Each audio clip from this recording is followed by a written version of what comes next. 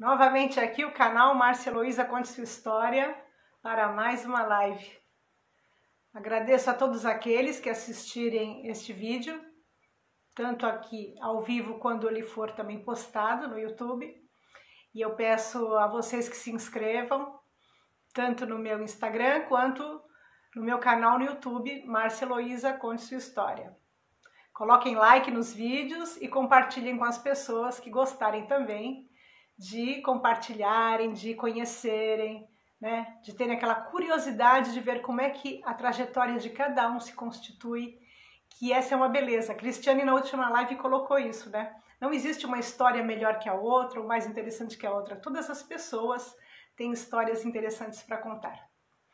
Hoje, a nossa convidada é uma pessoa que eu tenho um grande amor, um grande carinho, que faz parte da minha família, e vocês têm visto que ultimamente eu tenho convidado membros da família. Os convido porque todos têm histórias muito interessantes, e especialmente neste momento, eu preteri convidar pessoas da área de educação, porque o pessoal está endoidado, fechando notas, corrigindo provas. Então, eu deixei as pessoas da educação para depois de final de janeiro. E agora, hoje, nós temos uma pessoa que está na minha vida, porque ela é minha nora, e é uma nora muito querida.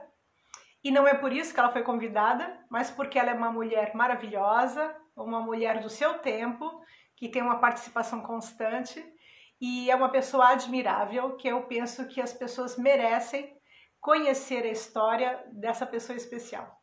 Eu estou falando aqui da Fernanda de Deus Diniz, e hoje ela vai partilhar um pouquinho da sua experiência de estudos e profissional conosco. A Fernanda, ela é procuradora do município de Ilhabela, no estado de São Paulo, uma procuradora municipal. A Fernanda é formada em Direito pela PUC de São Paulo e é especializada em Direito Ambiental. Ela participa do Conselho Municipal dos Direitos da Mulher e é ex-membra da Comissão dos Conselhos Municipais representando Ilhabela. Eu agora vou convidar a Fernanda para estar conosco.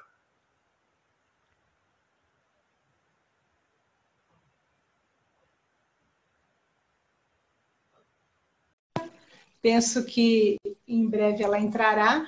A Kátia já entrou, minha irmã, também muito participativa, sempre conosco aqui, prestigiando as lives. Agora eu vejo se a Fernanda já está entrando. Fernanda! Oi, Márcia, tudo bem? Tudo bem, garota? Como é que você está? Tudo bem, bom dia. Bom dia. A gente tentou fazer um enquadramento aqui para minha cara não ficar cortada, mas não deu certo.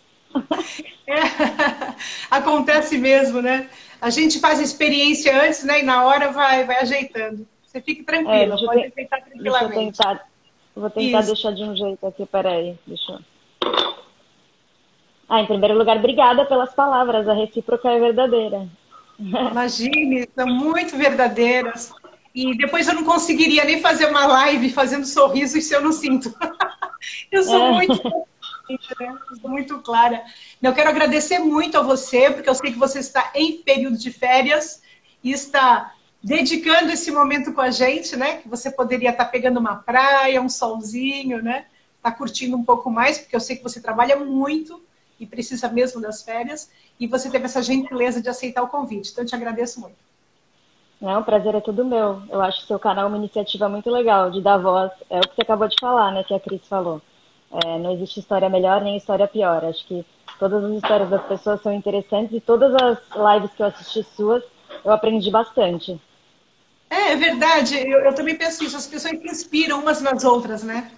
E eu penso que com o tempo, principalmente para as pessoas que estão pensando em percorrer determinados percursos, vai ser interessante. Porque a pessoa já vai ter uma ideia, mais ou menos, do que as pessoas, na real, estão vivendo, né? Porque a gente sai da universidade, às vezes, muito perdido, assim, né? Fernanda, vamos aí nos dedicar agora à sua pessoa.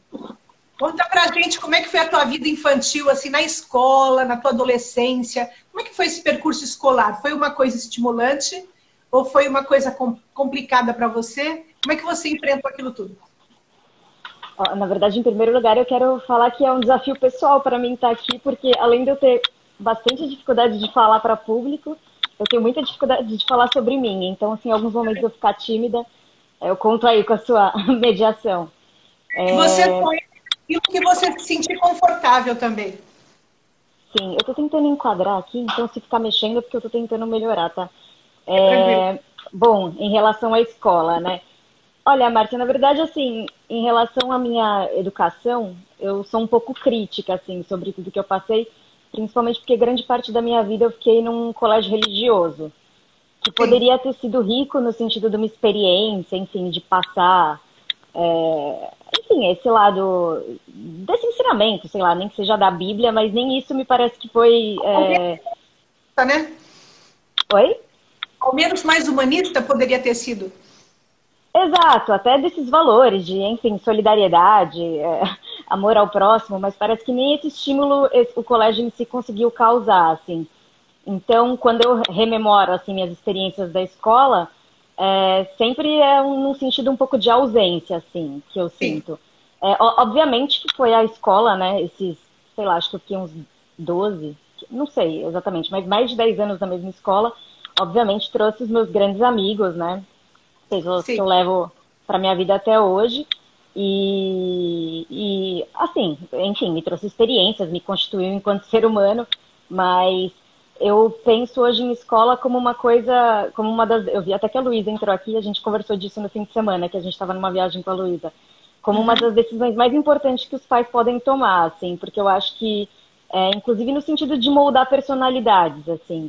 Uhum. Então, eu penso que a escola, embora tenha trazido coisas boas para mim, né, essa minha época no Salesiano, eu sinto que de alguma forma ela trabalhou no sentido de podar a minha personalidade em muitos aspectos, assim, e aspectos que hoje em dia eu reconheço e acredito como aspectos bons. Então, assim, eu tive esse grande período no Salesiano, né, que é esse colégio religioso lá da Zona Norte de São Paulo, Uhum. e depois disso, no colegial, muito por causa dessas críticas que eu tinha e por causa da questão do vestibular mesmo, eu pedi para os Certo. meus pais para me tirarem do Salesiano e me colocarem num colégio que pudesse ser melhor, assim, para poder passar no vestibular, que acabou sendo o objetivo. Então, o objetivo, assim, era totalmente diferente da minha realidade no Salesiano. Primeiro, porque não tinha uniforme, Sim. o que se mostrou bom, assim, no sentido de ter liberdade, assim, para ter o seu próprio estilo, assim.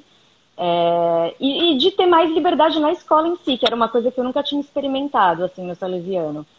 E daí esse contato específico que eu não tinha, com um foco mais para passar no vestibular. Que também é um pouco problemático, né? Porque vira aquela coisa da educação só voltada para, enfim, para Sim. uma prova, para um Sim. determinado Mais objetivo. mercadológica.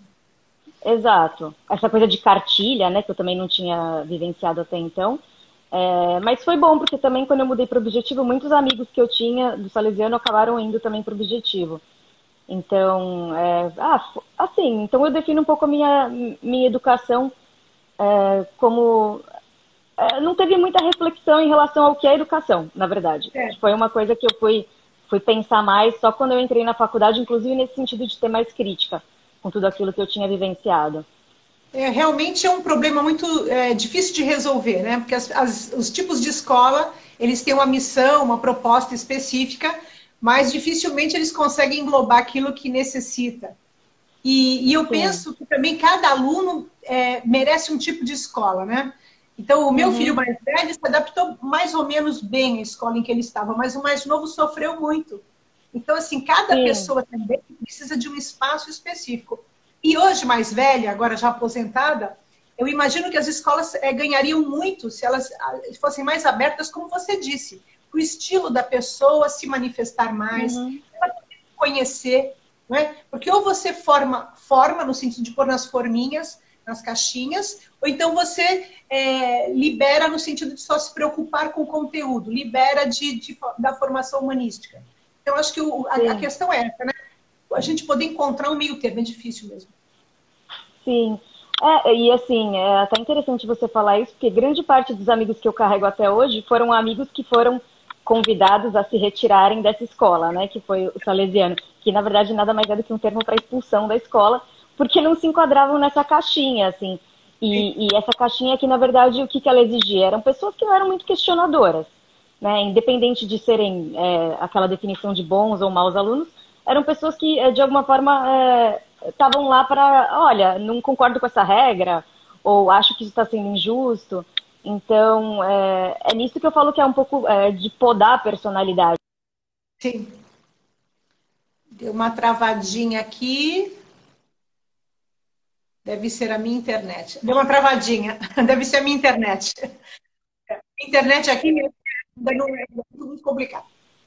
Não, a gente vai ter uma concorrência boa de internet ruim aqui, porque em Ilhabela também. E daí essa coisa de podar a personalidade, eu acho que funciona de uma forma muito mais perversa para as mulheres, né? Então, a gente já é podado o tempo inteiro porque, na verdade, características que muitas vezes são atribuídas aos homens como coisas boas para a gente são coisas ruins. Então, numa escola religiosa, isso se torna mais evidente ainda.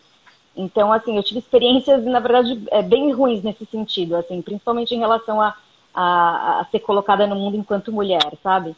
Mas que foram boas, assim, para me tornar uma pessoa mais crítica, eu acho. E de uma certa maneira elas te obrigaram mesmo a olhar para esse aspecto, né? Porque como você foi Sim, afrontada nos seus direitos, né, ou nas suas possibilidades, acabou que isso foi uma marca que foi importante para você, né? sim, E com certeza. como é que surge o direito aí nessa mudança na passagem da escola religiosa para a escola mais mercadológica? Como foi essa passagem? Ali surgiu o interesse pelo direito ou foi na família? Onde é que surgiu isso? Eu acho que foi mais na família, assim. Eu acho que uma das coisas ruins da escola também é isso, porque, não sei, não traz essa coisa de focar, assim, no sentido de pensar o que são as profissões, ou enfim, proporcionar a gente uma vivência de contato. Então fica aquela Sim, coisa meio do terceiro colegial de você ter que escolher de forma rápida. Enfim, a não ser que a pessoa tenha uma mega vocação, ou seja, uma família inteira de médicos ou advogados, é, que daí a pessoa sempre conviveu com aquilo. Então, eu acho que surgiu mais de uma provocação da família mesmo, de olha, você é uma pessoa muito questionadora, que gosta de defender seus posicionamentos, então acredito que tenha mais sentido você fazer direito, do que de fato uma coisa de, nossa, sempre quis ser advogada, ou sempre quis sim, seguir uma sim. carreira jurídica, sabe? Era mais E daí acabou pelo que perfil, né? O teu perfil, né? O teu perfil se adaptava melhor a essa profissão. sim, é. E daí aquela coisa de como os meus pais trabalham no serviço público, né? Então, qual carreira que proporciona, às vezes, você passar num concurso público com mais facilidade? Daí acabou que, direito. Assim, tive muitas crises com a escolha do direito, mas no fim das contas eu acho que foi uma carreira que eu me adaptei, assim, e eu acho que faz sentido para mim. Eu também era muito combativa e minha mãe dizia: você devia fazer direito. Mas no meu caso não era uma combativa no bom sentido, eu era briguenta mesmo. Eu brigava demais. Aham, Minha mãe falava: uma profissão que seria ótima para você era o direito, né? Mas não tinha nada a ver com a minha forma de ser, nem com os meus desejos. Mas interessante você aham. colocar isso da combatividade, porque realmente é uma profissão que exige que você tenha posições, né? E as defenda. Algumas profissões você pode se escamotear mais ou menos, você coloca, ele vai vivendo, mas o direito não tem como, né? Você tem que Sim, realmente se posicionar. sim. Eu acho que nesse aspecto é até um pouco opressor para quem, como eu falei, dessa coisa da dificuldade de falar em público e tal, porque você necessariamente é colocada nessa posição, assim, Sim. de ter que falar, de ter que se posicionar. Eu vi aqui que o Lucas, que é um estagiário meu da prefeitura, entrou. É uma das coisas que a gente fala bastante lá no trabalho, na procuradoria. O Vinícius também estava aqui, porque a gente sentiu essa lacuna aí na faculdade de Direito, de ser colocado nessa posição de falar em audiência, sabe? De falar em público. Enfim, você vai ter que fazer sustentação oral em um determinado momento. Então, eu acho que é bom que desenvolve também esses aspectos, sabe? Sim. E é uma coisa que eu senti falta na faculdade também. Essa era uma das questões que eu ia te colocar. Quer dizer, como é que foi a tua vivência da universidade, tendo em mente que você teve todos aqueles desafios no ensino médio, no ensino fundamental, e aí chegando na universidade, eu ia te perguntar justamente isso. O que é que funcionou e o que é que faltou? E você já colocou esse aspecto, né? Faltou um pouco mais de preparar vocês para essa exposição oral, né? Sim, é. Olha, na universidade, enfim, eu acho que a experiência mais enriquecedora que pode acontecer é um ambiente universitário que, obviamente, seja rico de possibilidades, né? Que você tenha Sim. contato com todo tipo de pessoa, com, enfim, palestras, com professores que sejam provocadores. Então, eu felizmente encontrei tudo isso na PUC, né? Embora, obviamente, eu tenha diversas críticas à PUC, eu encontrei tudo isso na PUC e pela primeira vez eu encontrei gente que, lógico, eu tenho muitas afinidades com os meus amigos de infância, enfim, mas gente que era muito mais parecida comigo do que eu já tinha encontrado ao longo da vida, né? Que gostava dos mesmos assuntos, que gostava muito de ler, enfim, que gostava muito de música. Enfim, um combo de pessoas, assim, que eu encontrei de forma mais fácil na universidade. Então, ter esse dia a dia, ter essa experiência na universidade, ter a chance de participar, que eu tive um ano que eu participei de centro acadêmico, participei de um coletivo feminista, o Iabá, que foi, enfim, uma experiência bem transformadora na minha vida e que eu acho que me constituiu para quem eu sou hoje, ter contato com esses temas e principalmente com política de forma constante, né? Que a política é tratada desse jeito, como se, não tem interesse, mas que a política acaba permeando todos os aspectos da nossa vida, né?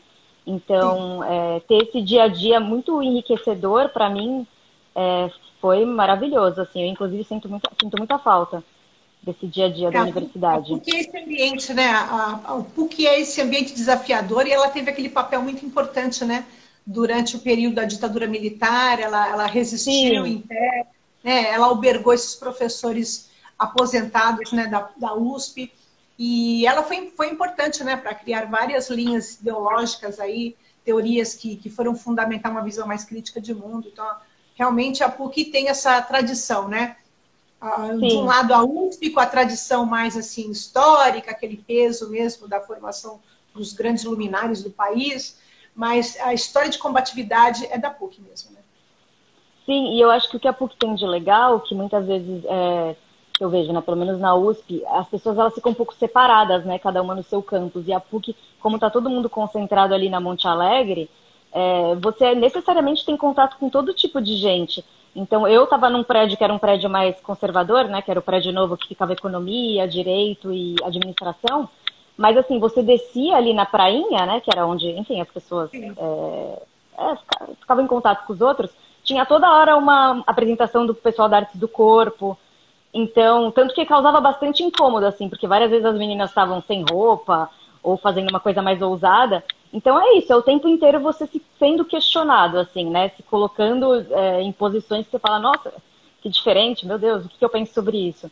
Então, isso era muito legal da PUC, assim. E embora seja uma faculdade particular, tinha a possibilidade de ter todo tipo de gente, assim, bastante aluno prounista também. Sim. Então, eu acho que, não sei, a PUC foi uma experiência maravilhosa na minha vida. E mesmo em sistemas de bolsas, né, eles acabam que atraem, né, além do Aham, ProUni, já com o clássico sistema de bolsas, atrai muita gente, né, que é interessada. E depois ali, quer dizer, além da formação específica, você tem toda essa formação cultural, né, o Tuca ali do lado, quer exato, dizer, toda aquela história exato. do Tuca. É um ambiente, assim, as livrarias e os cafés, os bares, é um ambiente, assim, realmente sedutor do ponto de vista de te mostrar um mundo adulto, né? Você não é mais Sim, tutelado por ninguém, né? Ali você realmente pode viver. Eu também tenho esse carinho muito grande, grande pela PUC. Essa tua sim, além de tudo, autenticidade. além de tudo, vale fazer menção que, assim, um espaço lá que me formou muito foi o Geo Samba, que era o samba que acontecia de quinta-feira.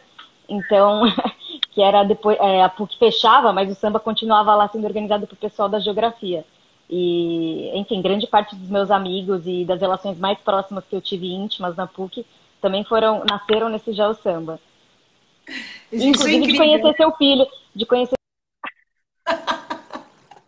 É verdade. Tá dando uma paradinha, deu uma travadinha.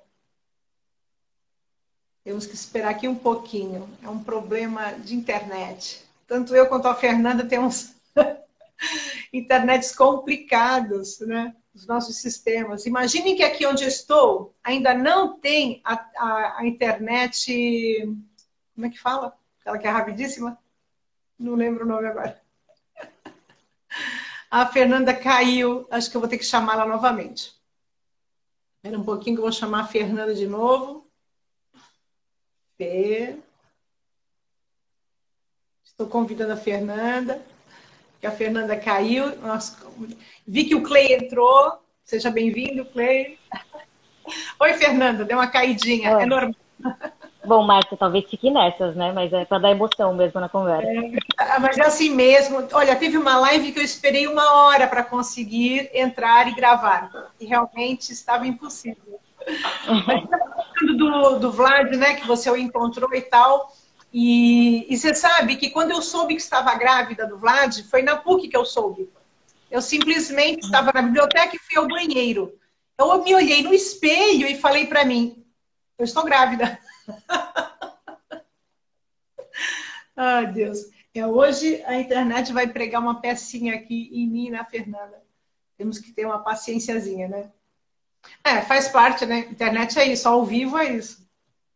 Eu estou muito feliz com as pessoas que estão entrando, porque eu sei que é um horário mais difícil, mas é mais confortável para o convidado, né? Nós, no caso da Fernanda, que está em férias, e para mim também, que eu estou a 4 horas de diferença.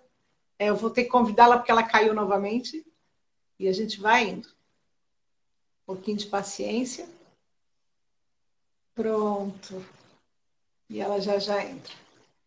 Então é isso, né? Quer dizer, a PUC tem uma importância grande na formação da Fernanda, do meu filho mais velho também, e para mim a PUC foi muito importante. O pai do meu filho também é filho da PUC, e inclusive ele fez uma peça de teatro que inaugurou.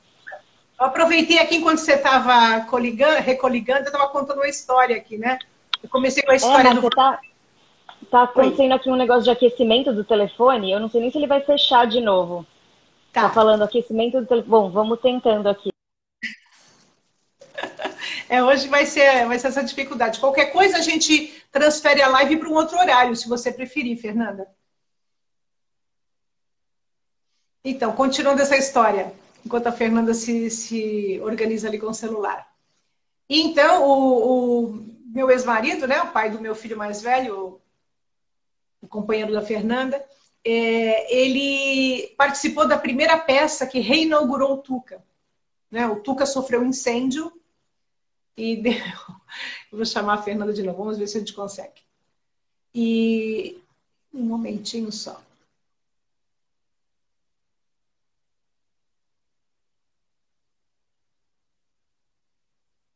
Então, ela não conseguiu entrar ainda. A Maria Celeste também entrou. Vamos tentar novamente.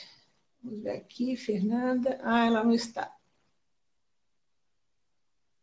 Ela já está convidada. Eu cancelo e convido de novo. Agora sim, convidar. Ela está fora, a Fernanda não está ao vivo. Vamos ver se ela entra. Então, continuando a história, né? Essa história que está aos picadinhos. O Tuca sofreu um incêndio. E ali nos anos 80. E a reinauguração do Tuca foi justamente com o pai do Vladimir, que participou da peça Lusíadas or Não Lusíadas, maravilhosa. E como disse a Fernanda, a PUC sempre teve essa tradição mesmo da ousadia, né? Você tinha pessoas nuas no palco, era uma coisa assim maravilhosa. Vamos tentar chamar a Fernanda de novo. Ela está convidada, mas ela não está online. Vamos chamar de novo. Vamos lá. A Fernanda agora não está. Ela deve estar com algum problema com o celular. Qualquer coisa a gente vai adiar a live para um momento mais propício para a Fernanda. Vamos ver se a gente consegue, né? Se vocês têm paciência de esperar um pouquinho. Então, contando essa história da PUC, essa combatividade que a Fernanda falava e que marca toda essa trajetória da PUC, a importância social que ela tem, né? Quer dizer, é uma universidade que ela é muito mais do que um espaço de formação das várias áreas específicas do conhecimento, mas justamente um lugar que propicia o posicionamento político dos alunos, né? Em que as várias linhas se enfrentam, combatem, participam. A Fernanda acho que desapareceu aqui. Vamos ver. A Fernanda não está coligada. Ela deve estar com algum probleminha na internet dela em Ilhabela. Ilhabela realmente tem um problema difícil, né? Eu acho que eu vou fazer uma coisa. Eu não sei o que eu faço. se eu termino a live agora e volto outra hora, ou se eu espero um pouco mais a Fernanda. Vamos ver. Vamos ter um pouquinho de paciência. Ela está convidada, mas não está conseguindo entrar. Ela não está coligada. A internet dela deve ter caído. Vamos esperar um pouquinho. E eu novamente reitero aqui meu convite para que vocês se inscrevam no meu canal. Estou vendo a Camila Chama também, que entrou. E que vocês se inscrevam lá no YouTube, no meu canal, Márcia Heloísa Conte Sua História. Eu sou uma pessoa ambiciosa e acredito que esse canal vai crescer, porque ele trabalha com um elemento que é bem diferenciado, né, entre os canais do YouTube, que é trabalhar com pessoas que não estão conhecidas numa mídia mais assim ampliada, não são pessoas famosas no sentido do entretenimento, né?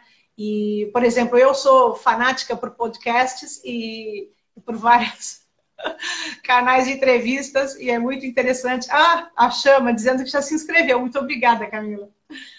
E eu sou muito fanática por esses programas e tem certos personagens que são convidados em todos os canais, eu já sei a vida da pessoa completamente. E no nosso canal vocês têm acesso a pessoas maravilhosas e que muitas vezes não são conhecidas do grande público. Vou novamente tentar a Fernanda, ver se a Fernanda consegue se coligar. Porque Ilhabela é realmente um evento, né?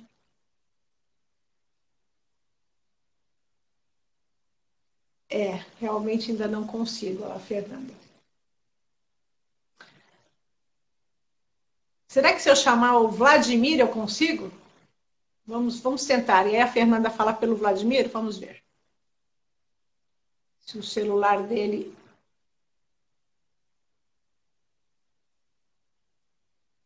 Não, ele também não está online. Gente, eu acho que... Acho que é um problema em Ilhabela mesmo. Por que não? Ah, Fernanda entrou. Ótimo.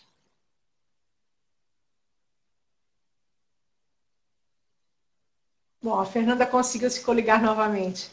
Eu fiquei aqui enrolando vocês enquanto a Fernanda não entrava. Eu tive a oportunidade de fazer um curso na PUC de São Paulo, de Educação para o Pensar, em que eu estudei filosofia, que a gente pratica com crianças e jovens. Foi uma experiência muito bonita, professores maravilhosos, assim. E teve um período que eu ia muito à PUC para estudar. Frequentei muita biblioteca, eu gostava muito de estudar sobre cultura popular de mulheres operárias, era um tema que eu me dedicava bastante. A Fê não está conseguindo se... a Fê caiu. Ela está se esforçando, mas tem dias que realmente a internet não colabora. Se tiver algum problema desse tipo, aí eu proponho para a Fernanda que a gente faça em outra ocasião a nossa live, num dia que ela considerar que está melhor a frequência da internet, né? O meu sinal aqui também é bem complicado. Ah, lembrei o nome da internet. Internet a cabo. Eu não tenho ainda. Vocês imaginem que eu moro numa colina. Né? Para quem não sabe, eu moro na Itália, na região do Lago de Garda, aqui em Toscolano Maderno, que é uma cidade bem à beira do lago. E tem a parte baixa da cidade, né? E depois tem uma colina, eu moro na colina. E acima da colina tem outra colina até chegar à montanha. Então tem a internet de alta frequência, alta velocidade, lá embaixo, no Paese. E em cima tem. E não tem onde eu moro. Porque simplesmente o cabeamento que subiu não passou pela minha estrada, pela minha avenida, né, pela rua, e eu não tenho acesso a essa internet. Então, realmente é uma aventura fazer essas lives aqui pelo Instagram, porque a internet que eu tenho acesso, ela não é boa. Mas me parece que a Fernanda está competindo comigo. Vamos ver se agora... Ai, a Fernanda já entrou.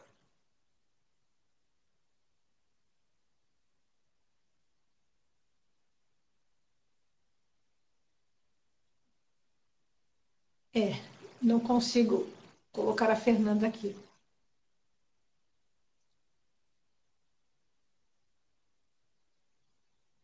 E agora, o que nós fazemos?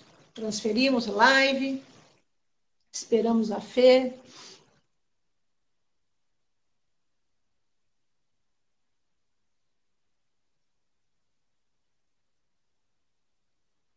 A última live que eu tive um problema assim foi com a Hilda.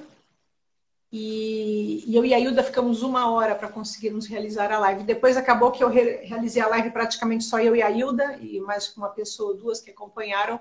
Depois a gente colocou no YouTube e as pessoas procuraram lá. O que vai acontecer hoje é isso. Se nós não conseguirmos realizar agora a live com a Fernanda, a gente faz depois, e aí eu coloco no YouTube, e aqueles que não puderem nos acompanhar nesse momento podem ir até lá. Vou já fazer propaganda da próxima live, que é com a Glória Maria, da Costa Braga, também minha tia. Eu estou usando muito esse canal para fazer a memória familiar, né? Eu até estou pensando que, assim que terminarem as lives de dezembro, que eu vou finalizar com a Glória Maria, eu estou pensando em fazer eu mesma algumas lives para falar das minhas propostas. Fernanda, eu fiquei aqui enrolando o povo. Ai, Mal, que vergonha. Eu falei, a Fernanda está disputando comigo, né? Qual é a pior internet? Ah, não, deu um aquecimento no telefone aqui que deu um pau, ficou tudo preto. Eu não sei, a gente tentou fazer uma atualização aqui, vamos ver se vai virar.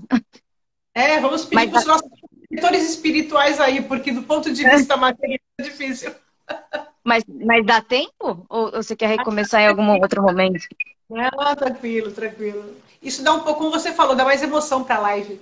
Fica interessante. Onde a gente Ver estava. quem está engajado mesmo na live, né, para continuar. Sim, tá. Sua mãe está presente, Camila chama, tem bastante gente. Um beijo para ela. Não, você vê que o pessoal persiste, então a gente, né? Poxa, que bacana. Você é bem privilegiada. Então, a gente estava comentando, né, que você conheceu o Vlad nesse período, e eu também estava comentando isso, de quando ele nasceu, eu estava justamente na PUC, quando eu soube que eu estava grávida dele.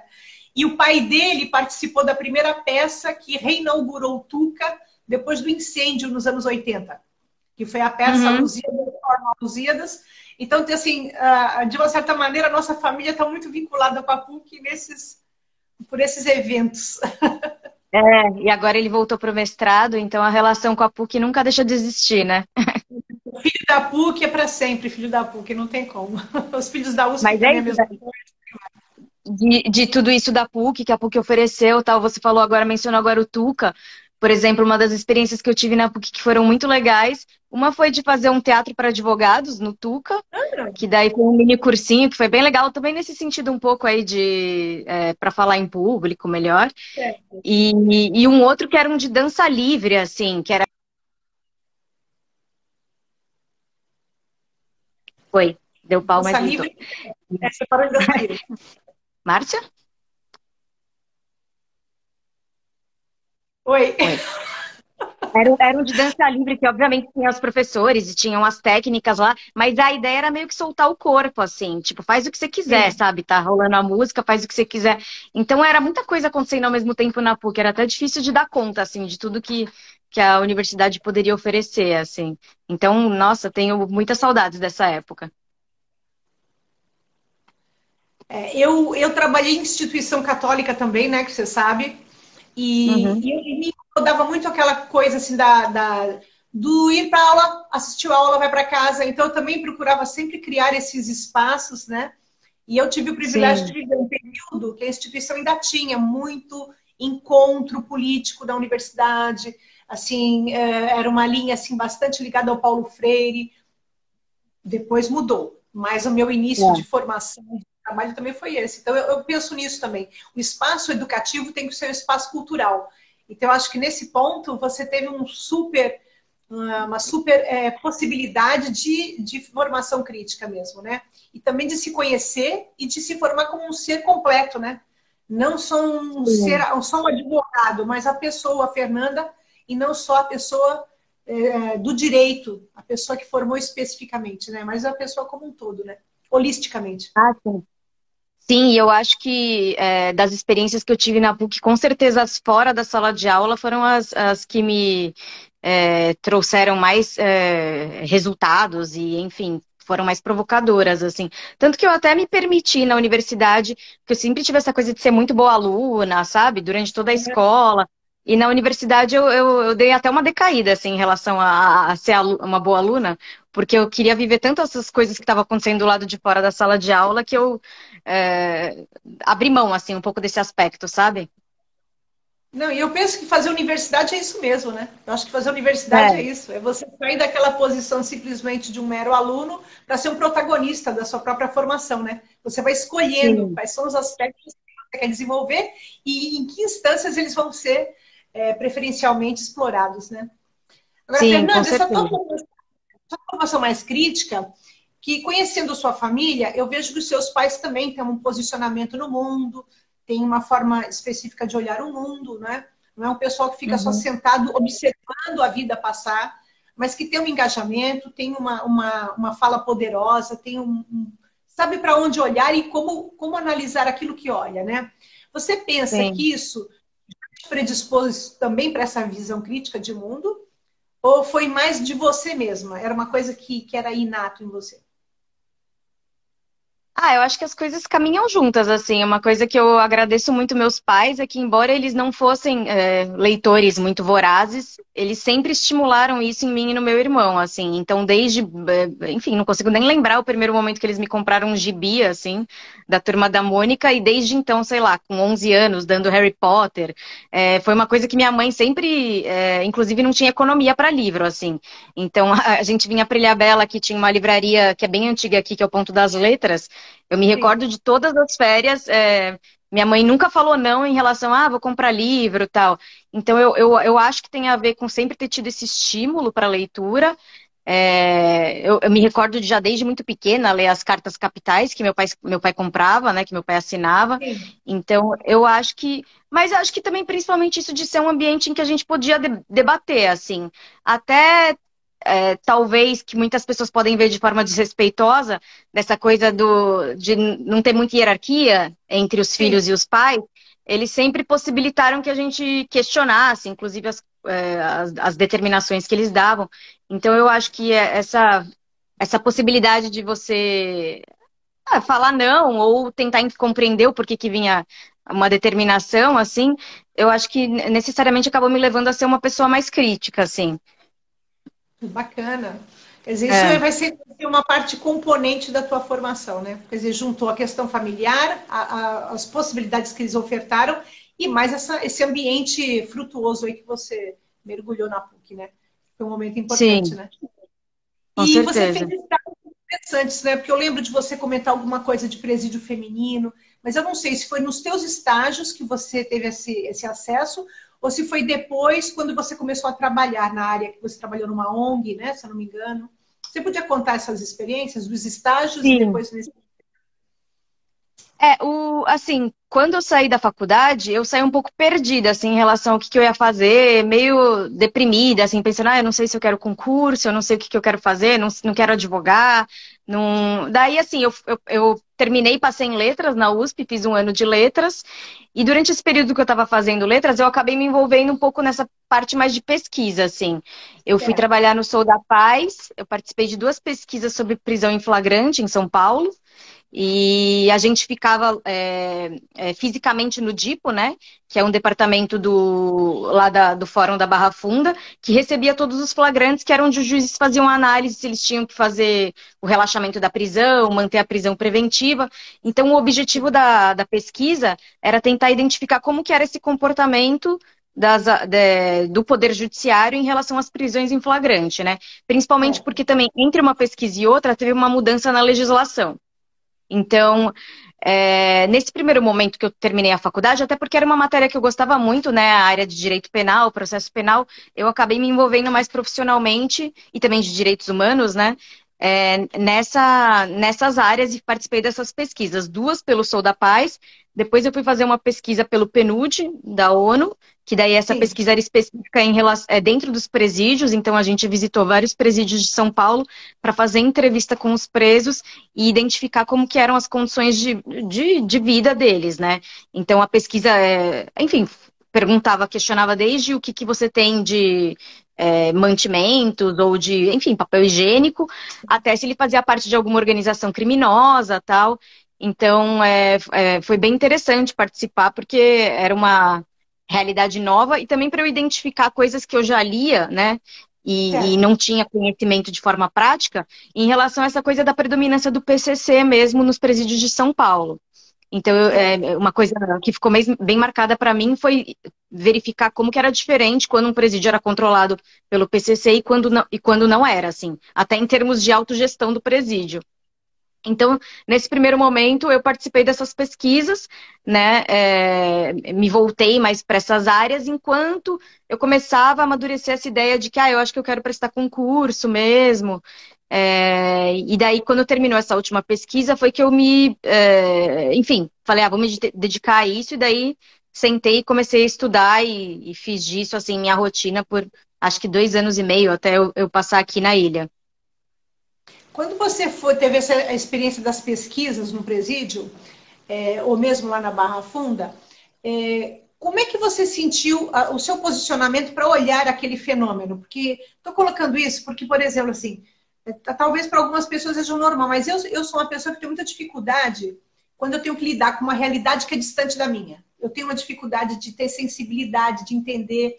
Às vezes eu fico até envergonhada de eu estar numa situação, apesar de eu vir de uma família muito pobre, muitas vezes a minha pobreza era menor do que outras misérias. E aí, quando eu Uhum. saía da minha pobreza para ligar com outras misérias, eu tinha, às vezes, até vergonha, assim, de algumas coisas que eu pudesse falar ou colocar.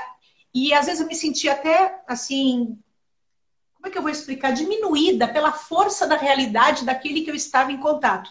Eu cheguei a trabalhar com voluntariado em favela, que hoje a gente muitas vezes chama de comunidade, depende da organização. Mas no caso que eu frequentava, era realmente favela. Né? No sentido de que Uhum. não tinha ainda organização. E a gente entrava com estágio pela Igreja Católica e a gente ia trabalhar com aquelas crianças aos sábados. E eu tinha essa dificuldade, sabe? De lidar com Sim. o povo, porque eu sentia uma distância entre nós, né? Não sei se você, por Uhum. ter uma mãe que é assistente social, você tem mais essa predisposição para lidar com o diferente. Como é que foi no teu caso, quando você estava ali frente a frente com essas pessoas que vivem num mundo muito marginalizado? Uhum. Assim, em relação às duas primeiras pesquisas, na verdade, o contato era mais com o papel, né? Então eu vi aquela realidade transformada no papel, porque era análise de documentos, então eu não tinha essa proximidade, assim.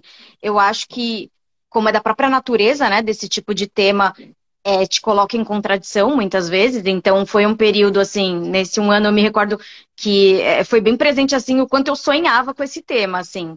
Então, É, cotidianamente eu sonhava que eu estava sendo assaltada, eu sonhava com violência, eu sonhava, então era um negócio que, por mais que parecia que era uma experiência cotidiana, dominava um pouco o meu inconsciente, assim, né? Nesse sentido de você ir ficando com medo, assim. Então, gera uma paranoia. E daí você consegue compreender um pouco melhor até como os atores do Poder Judiciário se comportam diante disso, né? sim. De achar que eles vão resolver problemas que são estruturais da sociedade, enfim, mandando prender, falando que a pena tem que ser maior. Porque você trabalhar com esses temas é você também se desumanizar, né? Porque você está vendo aquilo de forma tão repetitiva, então até nessa curta experiência que eu tive, você vai se desvinculando um pouco daquilo. É triste até falar desse jeito, mas Sim. você fala, Aham. mais um furto, mais um roubo, mais uma receptação, mais um estupro. Porque você vai lendo, vai lendo, vai lendo, e daí deixam de existir as pessoas, né? Então eu acho que é bom porque você se coloca nesse papel de você tem que pensar que aquilo ali, enfim, são vidas, né? E que, na Sim. verdade, são vidas que estão acontecendo daquela forma por problemas sociais e por ausências que o Estado proporciona na vida daquelas pessoas, né? Então, eu acho que principalmente é se colocar num lugar assim de julgamento, óbvio que você vai ter que ter uma análise crítica sobre aquilo, mas de compreender que não é aquela coisa que enfim, que o Datena, que grande parte dessa Sim. mídia sensacionalista quer colocar de criminalidade enquanto modo de vida. Sabe? Sim. Nossa, a pessoa opta por aquilo, a pessoa. Porque assim, o grande grosso ali dos casos, né? É a pessoa furtando uma lata de milho, é a pessoa Sim. furtando uma carne, é a pessoa. Então, assim, é muito triste, assim. foi um dos contatos que eu tive em relação, cara, isso é o Brasil mesmo. E se a gente não enfrentar esse problema aqui enquanto sociedade, é isso, a gente está caminhando e está cada vez mais, né? Para ser um dos países que mais prende gente. Acho que hoje em dia já é o terceiro país que mais prende. Que Eu tem acho mais, que é o terceiro. enfim, que tem a maior massa carcerária. Porque afinal Então, só ataca o efeito e não ataca a causa. E a gente exato. esquece, né? Que quando você penetra em outros mundos, né? Tem um filme aí, não sei se é mexicano, que conta a história de um bairro, acho que é Roma, o nome do filme, se eu não me engano. Ah, Roma. Sim, E muito eu bonito assisti, esse filme. eu falei México, mas não sei se é México, se é outro país. Não lembro o contexto assim, qual era Não, ele, o. ele é mexicano. É México. E eu lembrei muito da minha infância, porque quando minha família materna é da Areia Branca, na zona noroeste de Uhum. Santos, que é uma Uhum. região que foi constituída por avanço. Aliás, a próxima live nós vamos falar disso, que é com a minha tia Glória Maria. Até antes de você Uhum. voltar, eu estava comentando sobre isso. E vendo aquilo ali, a gente vê como é que as coisas nascem. Assim como quando a gente assiste, por exemplo, Cidade de Deus, que a gente vai vendo Uhum. justamente como é que se constitui a gênese de um determinado ambiente, né? E eu Uhum. penso que talvez essa tua experiência te coloca nesse lugar, né? De observar algo que a gente, quando vê só o número, no jornal, na Sim, televisão, a gente esquece desse ambiente de constituição, né? De gênese dessa situação. claro. Não, e assim, foi o que eu falei, essas duas primeiras eram analisando documentos, mas a última foi fazendo entrevistas, né? Então, eu fico pensando assim, o quanto as pessoas que questionam e falam que não existe racismo estrutural no Brasil, não iam é, se questionar se elas estivessem naquele lugar de serem as entrevistadoras. Porque eu consegui ver na prática que 90%, enfim, não tenho dado estatístico, mas a maioria das pessoas que eu entrevistei eram pessoas negras, né? Então, assim, você consegue ver na prática aquilo que você de alguma forma já estudou, já leu, já ouviu falar sobre, assim. E, e é isso, assim, é óbvio que eu me coloquei em várias posições, assim, de contradição, de não saber lidar, Então, uma das pessoas que eu entrevistei lá, eu lembro que a gente não podia fazer nenhum tipo de pergunta pessoal, né? E para você não ter nenhum tipo de envolvimento e tal, mas o cara quis conversar, né? Obviamente, né? A pessoa também não tá vendo ninguém, só tá conversando com gente que tá presa há muito tempo, enfim. Muitas das pessoas são abandonadas pela família, né? Enfim. E daí o cara começou a querer que eu anotasse o telefone da mulher dele, assim, pra, tipo, passar um Sim. recado, pra... Então, assim, eu fiquei super tocada, assim, fiquei meio sem saber o que fazer, assim, fiquei... Enfim, me pegou de Sim. surpresa, assim. Mas isso, você não tá numa relação você tá numa relação humana, né? Você tá lidando com uma pessoa, assim. E então, não sei, foi muito reflexiva essa experiência pra mim, assim. E de consolidar algumas posições que eu tinha, principalmente em relação à atuação do Poder Judiciário, É. enfim, ao Brasil, a tudo, assim. Foi muito importante para mim ter participado dessas pesquisas. Bacana. E aí você termina essa parte desse trabalho no Sou da Paz e você parte para a preparação para o concurso. E como é que foi esse período? Porque o concurseiro no Brasil, na área do direito, né? O pessoal fala como se fosse uma profissão, né? Porque há pessoas que chegam Sim. até 5 anos de preparação. E realmente é o Aham. normal. Isso não é anormal. Faz parte mesmo dessa posição do serviço, de preparação do serviço público. Como foi esse teu período Sim. de estudo? Eu acho que falar desse período também é demarcar que, obviamente, eu sou uma pessoa privilegiada que pude parar todas as minhas outras atividades e focar nisso, né? Então, foi isso. Eu estava fazendo parte dessas pesquisas, eu poderia até ter continuado nesse ramo, né? Tentado ficar mais nessa área do direito criminal, enfim, estudar mais isso. E também estava fazendo letras. Então, necessariamente, como eu sabia, né, da disputa e da necessidade de você estar integral só estudando para concurso, né? Claro, se você não é dessas exceções, das exceções que conseguem estudar 6 meses e passar. Sim. Mas daí eu falei, vou ter que emburacar nesse projeto e focar e só estudar, né? E daí foi o que eu fiz, assim, enfim, entrei em alguns cursinhos, né? Fiz até algum presencial, acho que fiz 3 meses presencial. Percebi que eu estudava melhor eu, sozinha, com material, e ficando em casa, assim. E daí fiquei diariamente, 2 anos. Eu não era dessas pessoas que conseguiam fazer 8 horas por dia, assim. Eu nunca tive esse nível de, enfim, de comprometimento. Não comprometimento, é que eu percebia que eu ficava dispersa. Ela nem Então, funciona, né? Eu acho que assim, não funciona também. Porque a pessoa não consegue, depois ela vai ficando estressada e estafada, né? sim, eu até conheço gente que conseguia, assim. Eu não sei como é que ficou a saúde mental deles depois disso, porque eu acho que necessariamente você fica meio pancada, assim. É, é. Mas eu dava, assim, em torno de umas 5, 6 horas, que eu ficava sentada mesmo, assim, olhando. E daí depois fazia, sei lá, fazia yoga, fazia outras coisas para dar uma, né, uma desestressada Desanuviada, né? daquilo. É, desestressada. É. E daí isso foi por 2 anos, assim, até que. E eu era muito focada também por essa experiência que tinha a ver com essas pesquisas e com as áreas que eu já gostava, eu queria muito passar na defensoria, né? Que era meu projeto inicial. E sempre, daí eu caminhei pelo Brasil todo, eu prestei, enfim, no Ceará, no Amazonas, no Rio Grande do Sul, Paraná, Mato Grosso do Sul, Goiás, enfim, fui para muito lugar. E daí eu passei para algumas segundas fases, né, da defensoria, e nesse meio tempo eu passei no concurso aqui da procuradoria, né? Tanto que quando eu. E assim, a única razão pela qual eu prestei aqui foi porque era em Ilhabela.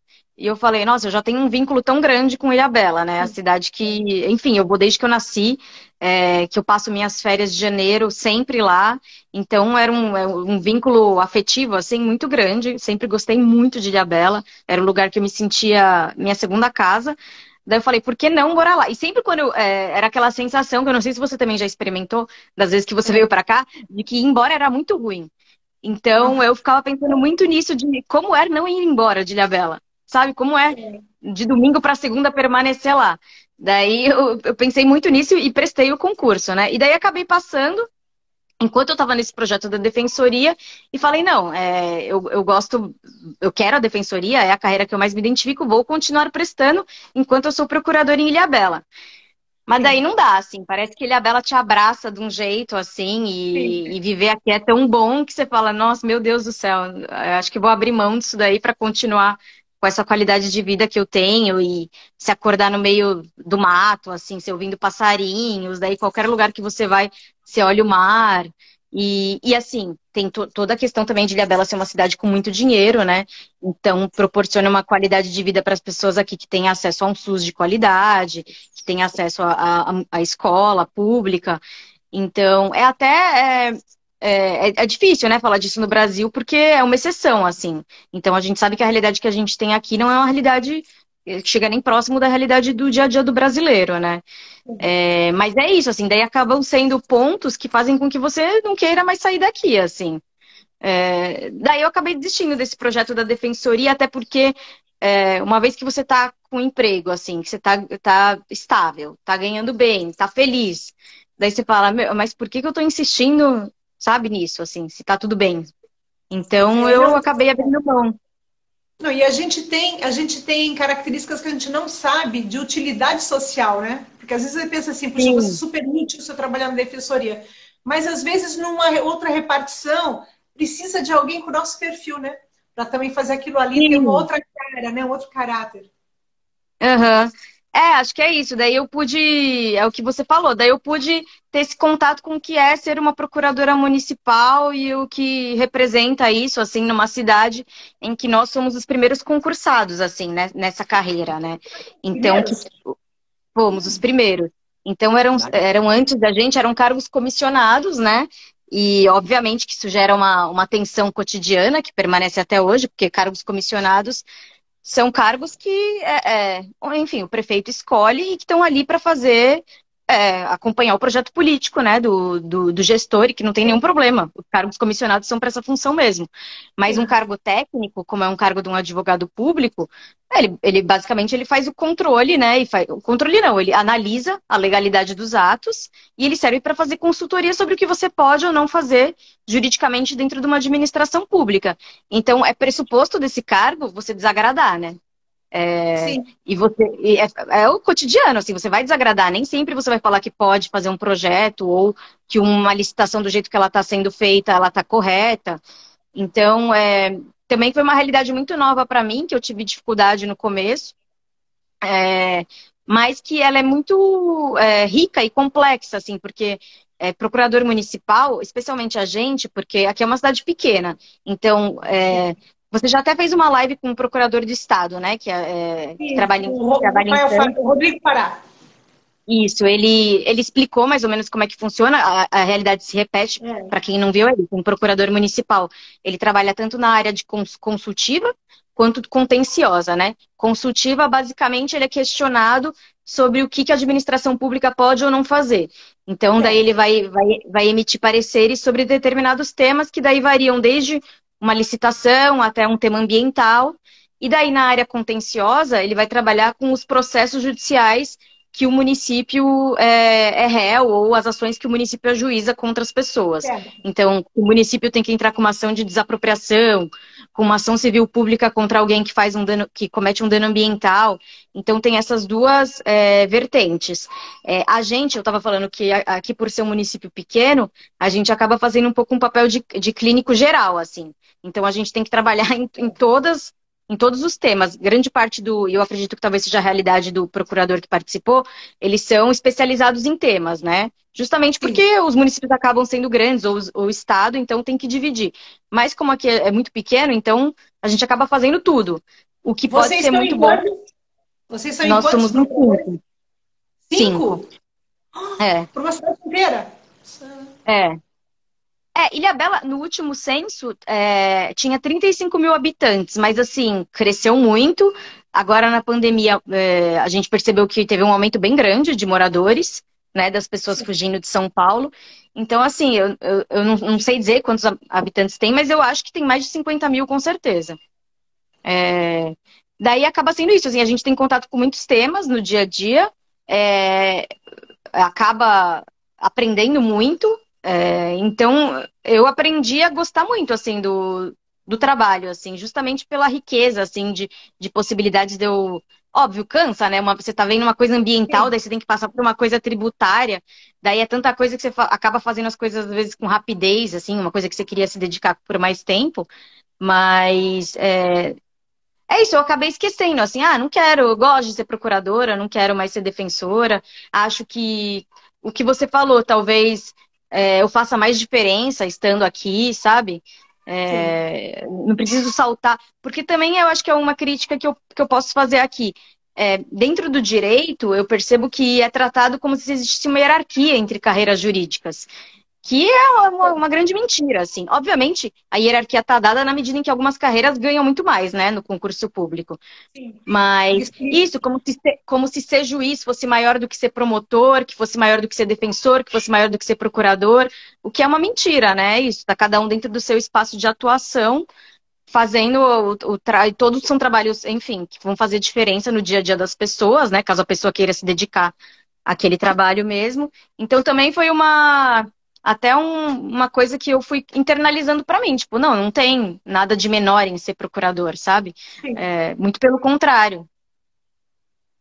Não, e você, quando comentou a questão da questão técnica, né? Da tecnicalidade. Quer dizer, você tem um procurador concursado, que é um advogado do ponto de vista técnico, né? Um conhecedor da lei que vai analisar as situações, né? Aquilo que está sendo colocado, posto, e ele vai ter uma visão um pouco mais distanciada do que aquele que é comissionado, que é só uma perspectiva de fazer uma política pública daquele grupo ser realizada. Com isso, você acha que vocês estão defendendo muito mais, né, o espaço, penso eu, sendo concursada, que você tem uma certa independência, né? Claro. Claro, é isso. O pressuposto é que você vai ter uma independência técnica, inclusive no sentido de que, no nosso caso, os 5 vieram de fora, né? Então, necessariamente, a gente não tem vinculação com quase ninguém de Ilhabela, né? O que muitas vezes um comissionado, porque numa cidade pequena todo mundo é tio, primo, avô, né? Das outras pessoas, assim. Então, isso também trouxe uma imparcialidade, assim, no sentido de que a gente consegue trabalhar sem ter esse tipo de vínculo, né, com as pessoas da cidade, assim.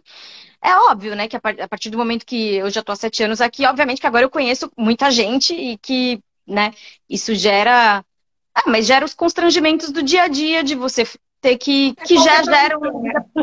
negativos que geram na vida de qualquer um de você ter que aprender a falar não, que eu acho que é uma das grandes aprendizados que a gente tem que ter na vida, que necessariamente a gente vai ter que botar limite, né, nas relações. Então, E mas quais são os seus grandes desafios na procuradoria? Imagino que alguns no início eram alguns, eles tenham mudado ou são os mesmos? Quais são esses desafios? Então, eu acho que por você trabalhar com essa gama ampla de matéria, né, você acaba tendo contato com coisas que você nunca nem ouviu. Obviamente, na faculdade, em algum momento lá atrás, você passou, mas você fala, meu Deus, vou ter que começar do zero aqui a estudar, assim. Então, até fazendo o link que você colocou no folhetinho lá, de especialização em direito ambiental, que eu ainda estou fazendo, eu não concluí, essa necessidade surgiu a partir do momento que eu tive contato aqui com o tema de criação de uma unidade de conservação, né? Que foi criada uma unidade de conservação aqui no ano passado, uma Resex, a Resex de Castelhanos, né? Castelhanos é uma praia do outro lado da ilha, que é onde fica uma comunidade tradicional. Na verdade, ela é uma baía com várias praias, e ali foi criada uma unidade de conservação a partir de uma demanda da comunidade e de uma vontade da gestão passada, né? De criar essa unidade de conservação. Então, nesse primeiro momento, que a gente participou do apoio jurídico, assim, né, enfim, se tinha alguma dúvida, como que vai fazer essa norma, também era um tema novo para mim, assim, e daí, enfim, eu sempre gostei de direito ambiental, aqui no dia a dia, porque Ilhabela, para quem não sabe, mais de 80% de Ilhabela é formada por um parque estadual, né, o Parque Estadual de Ilhabela, que nada mais é que também uma unidade de conservação, e é por isso que a gente tem uma quantidade tão expressiva de Mata Atlântica preservada, por causa dessa unidade de conservação. Então, já necessariamente fazia parte do nosso dia a dia lidar com muitas demandas ambientais. Mas essa parte prévia, né, de como criar essa unidade de conservação, quais são os entraves jurídicos, como isso deve ser feito, ter tido contato com isso também me fez querer estudar mais sobre direito ambiental e também porque a gente está vivendo, né, um momento calamitoso com o governo Bolsonaro enfim, de destruição, de querer acabar com a Amazônia, de querer acabar com qualquer coisa que esteja viva, né, no Brasil. Então, então, assim, também por esse momento do Brasil, eu sentia essa necessidade de querer fazer uma especialização em direito ambiental. E tá sendo muito legal, porque, assim, tem toda aquela perda, né, de ser uma aula online. Então, é muito ruim, porque você está vendo só alguém falando e você não está podendo trocar. Mas justamente isso viabilizou também com que eu tivesse aula com vários professores de fora. Então, já teve aula com um professor de Portugal, já teve aula com o Marcos Nobre, que é aquele cientista que estuda a Amazônia. Então, e também é uma especialização bem ampla, que não trata só sobre os aspectos jurídicos, né? Faz toda essa contextualização sobre o que é o antropoceno, né? Sobre, enfim, isso, como a gente se transformou nessa era de destruição do meio ambiente. Mas isso, assim, a Procuradoria faz com que eu tenha desafios no dia a dia, justamente parece que não, mas o dia a dia de uma administração pública municipal é muito diverso. Então você tem que estar o tempo inteiro, meu Deus, sobre esse tema eu não conheço, então eu vou ter que me aprofundar e estudar mais. E como não dá para aprofundar em tudo, você escolhe, né? Como não dá para você se aprofundar em tudo, você escolhe aquela área que você quer. Sim. Que no caso aí foi o direito ambiental. Sim. E acho que também, assim, os desafios são você estar necessariamente nessa posição de muitas vezes você ter que dizer que talvez a forma como a administração queira fazer um determinado projeto, ela não é possível, o que acaba por desagradar, porque muitas vezes é um projeto político que aquele gestor necessariamente se comprometeu durante um plano de governo. Então, gera esse tipo de constrangimento e de tensão, assim, no dia a dia, mas que, enfim, acaba fazendo parte, assim. Então, eu acho que, sei lá, eu colocaria esses dois pontos, assim. Um necessariamente de estar num papel de que você desagrada, e dois, por você necessariamente ter que lidar com muitas coisas novas, assim. O que é bom, porque eu acho que também não torna o trabalho um tédio, né? De você estar sempre fazendo a mesma coisa. Quer dizer, são os desafios que você enfrenta, mas ao mesmo tempo eles são um ambiente de aprendizagem, né? De crescimento. Sim. Né? Eu E eu estudei acho um autor que ele fala isso, que você tem que ter alguma coisa que... Sabe quando você esbarra em alguma coisa, aquilo te incomoda e você tem que se recolocar? Os problemas são isso, né? Os desafios, né? Eles sim. tocam na gente e a gente tem que se movimentar para colocar as coisas em andamento. Aham. E eu acho que o que é legal, assim, pelo menos do meu cotidiano, é que você vê na prática aquilo que você está fazendo, né? Então, isso, por exemplo, da unidade de conservação, né? Você está lá trabalhando no papel, mas você sabe onde é, você sabe quem são as pessoas que moram ali, você sabe o que representa no dia a dia delas, existir uma unidade de conservação, ou outros temas, assim, sei lá, você vai abrir uma reforma de uma escola, você sabe qual escola que é, você consegue visualizar. O que se você trabalha no estado ou sei lá, no âmbito federal, talvez tenha mais dificuldade, assim, porque você se desvincula, né, daquele papel e fica tudo abstrato. Não, aqui é tudo Tudo bem concreto, abstrato, assim. você usou a palavra perfeita, abstrato mesmo, né? Que você está É, dentro da realidade muito, muito envolvida, né? E, sim. Fernanda, quando você falou da comunidade lá do Castelhano,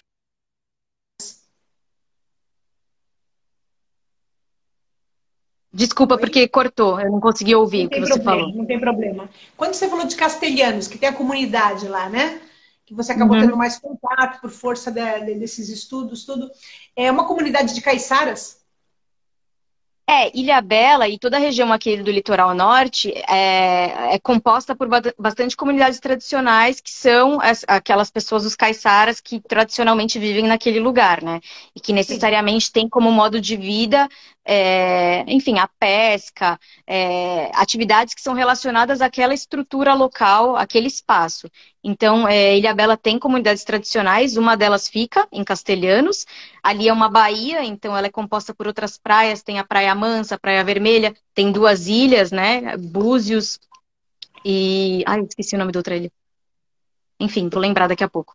E daí, e assim, qual é o problema, né? Que acontece não só em Ilhabela, como todo o litoral norte. É que esses caiçaras estão o tempo inteiro sendo questionados em relação a essa coisa da especulação imobiliária, né? Por eles estarem em locais muito valorizados.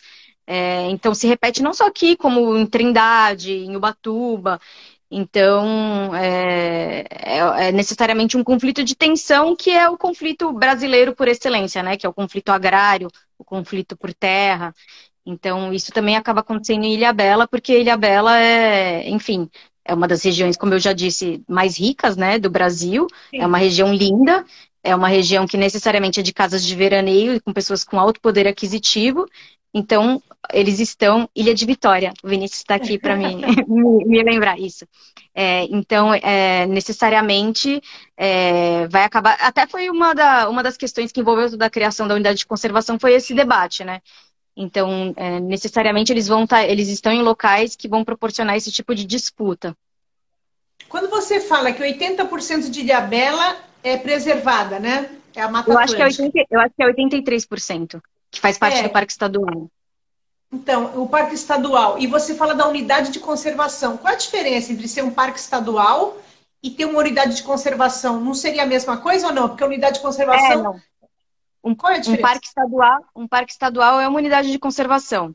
Então, na lei brasileira, existem vários tipos de unidade de conservação, então, que elas podem ser ou de uso sustentável ou de proteção integral, né? Que a diferença basicamente Certo. tem a ver com as atividades que você pode desenvolver dentro dessa Ah, unidade de conservação. legal. É, na Resex, né, que foi a que foi criada aqui em Castelhanos, ela é de uso sustentável porque necessariamente ela pressupõe que aqueles moradores eles podem desenvolver algumas atividades que são relacionadas à subsistência deles, né? Certo. Existem unidades que são mais restritivas, então que daí só vai poder ter pesquisa científica, né? Tem lugares que, enfim, nem pessoas comuns podem visitar. Tem até uma ilha aqui em Ilhabela, não é Ilhabela, né? Mas próxima de São Sebastião, que é a Ilha de Alcatrazes, que daí só o pessoal do ICMBio pode entrar, justamente porque é um local que as aves se reproduzem. Então, essa é a diferença, assim, em relação à unidade de conservação. É o tipo de atividade que você vai poder desenvolver no local. E daí, aqui em Ilhabela, grande parte da ilha está dentro de uma unidade de conservação, que é o Parque Estadual. E por isso que também que tem toda essa preservação da mata.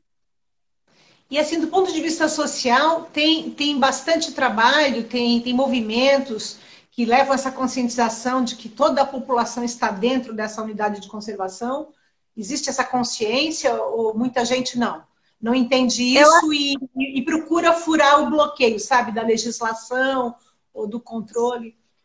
sim, eu acho que esse é um dos grandes desafios que a gente tem que enfrentar enquanto sociedade brasileira, assim, até por a gente ser um país com grande extensão de vegetação, obviamente que já perdeu muito, mas Sim. disso, da importância que, na verdade, esses ecossistemas têm para a vida, não só da gente, né, do Brasil, como para o mundo inteiro, né, o que já está demonstrado em diversas pesquisas, a importância da Amazônia em relação ao aquecimento global, em relação, enfim, a você ter chuva, sei lá, desde o Atacama até em outros lugares do mundo.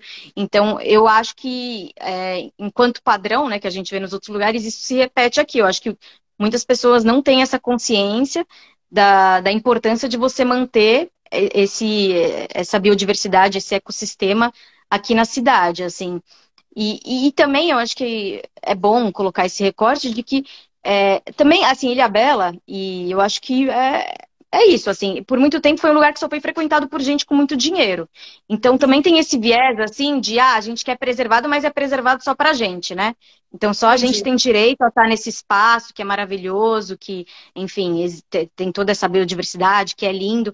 Então, eu acho que caminham nesses dois dilemas, assim, de para todo mundo, entendeu? Inclusive, todo mundo tem direito ao acesso a essa praia, a essa cachoeira.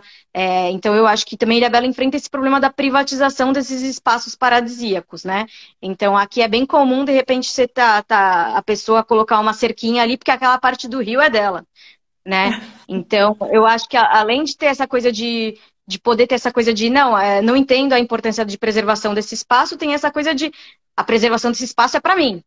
É, Entendo. então, é um pouco isso. Assim, embora que eu acho que a gente tem isso no Brasil, mas não é de forma tão gritante quanto eu percebi, por exemplo, na Itália, né? Que você, para sentar Sim, numa praia, você tem que pagar um bar, ou você tem que. É tudo sim, dividido, né?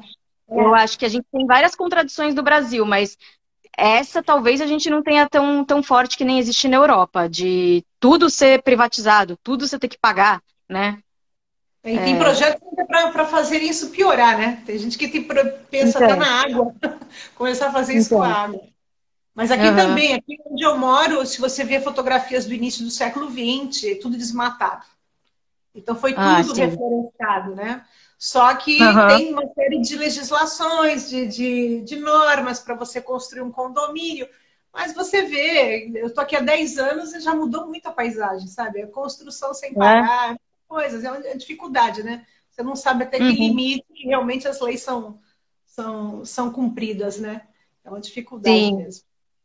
Ah, eu acho que é até legal você estar falando isso, porque uma das coisas que eu noto que me faz eu sentir um certo orgulho, assim, é que obviamente a gente está com esses conflitos, né, de a gente tem essa impressão que não tem lei no Brasil, que não tem lei ambiental, que ninguém cumpre nada, mas toda vez que eu viajo para fora, eu falo, meu, o Brasil é uma nação que conseguiu ter um arcabouço, assim, ambiental, porque eu vejo, na Europa você vê uma ponte construída em cima de um lugar que você fala, nossa, no Brasil isso não poderia acontecer por causa da lei tal, tal, tal.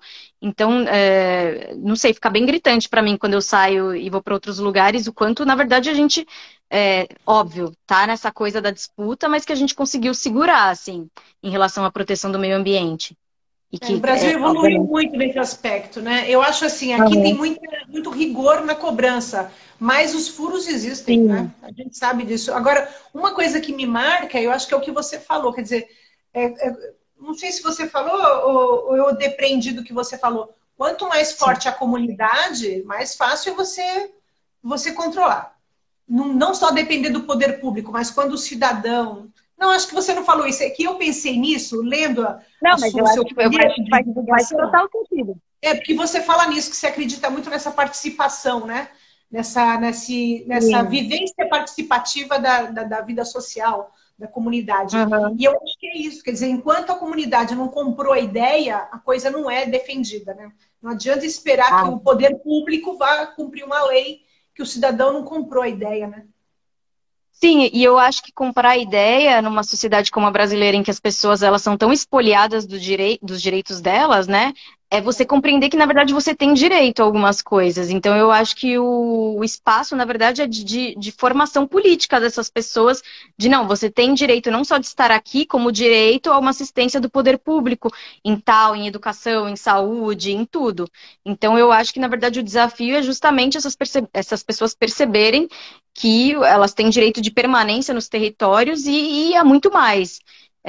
Que eu acho que acaba sendo mais evidente, assim, quando a comunidade ela fica mais forte quando ela tem consciência, quando ela tem acesso a esse tipo de formação, que é o que acabou acontecendo aqui em Ilhabela, que eu sei que já aconteceu, por exemplo, em Trindade, que eu acho que o próprio Vlad já advogou lá.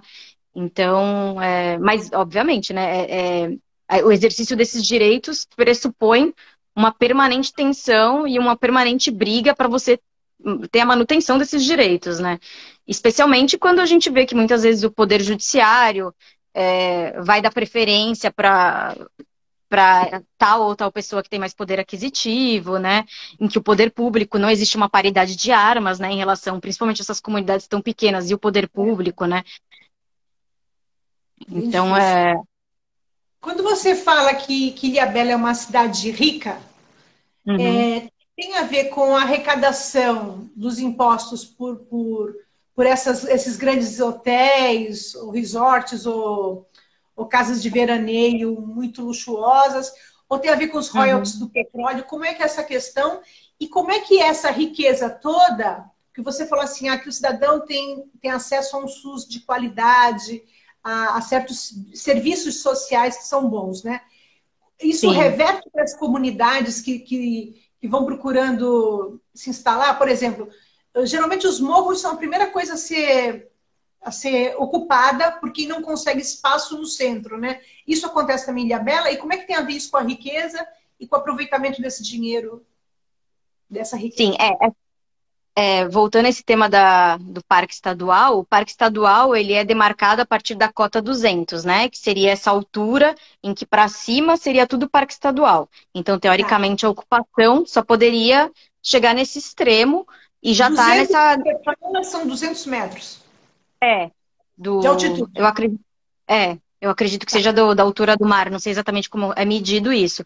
Mas então, Tá. teoricamente, a ocupação só poderia chegar ali, e, obviamente, num momento em que o Brasil está absurdamente desigual, e numa cidade que tem muito a oferecer em termos de serviços públicos, essa É, cota 200 e esses espaços que ainda sobram, eles estão sendo ocupados pelas pessoas, e, enfim, muitas vezes em áreas de crescimento desordenado, e isso não é só aqui em certo. Ilhabela, é em todo o Brasil, né? Obviamente, isso em Ilhabela durante muito tempo segurou, mas também, enfim, esse é um conflito que está latente aqui também. E daí, sobre essa coisa da riqueza, né, da cidade.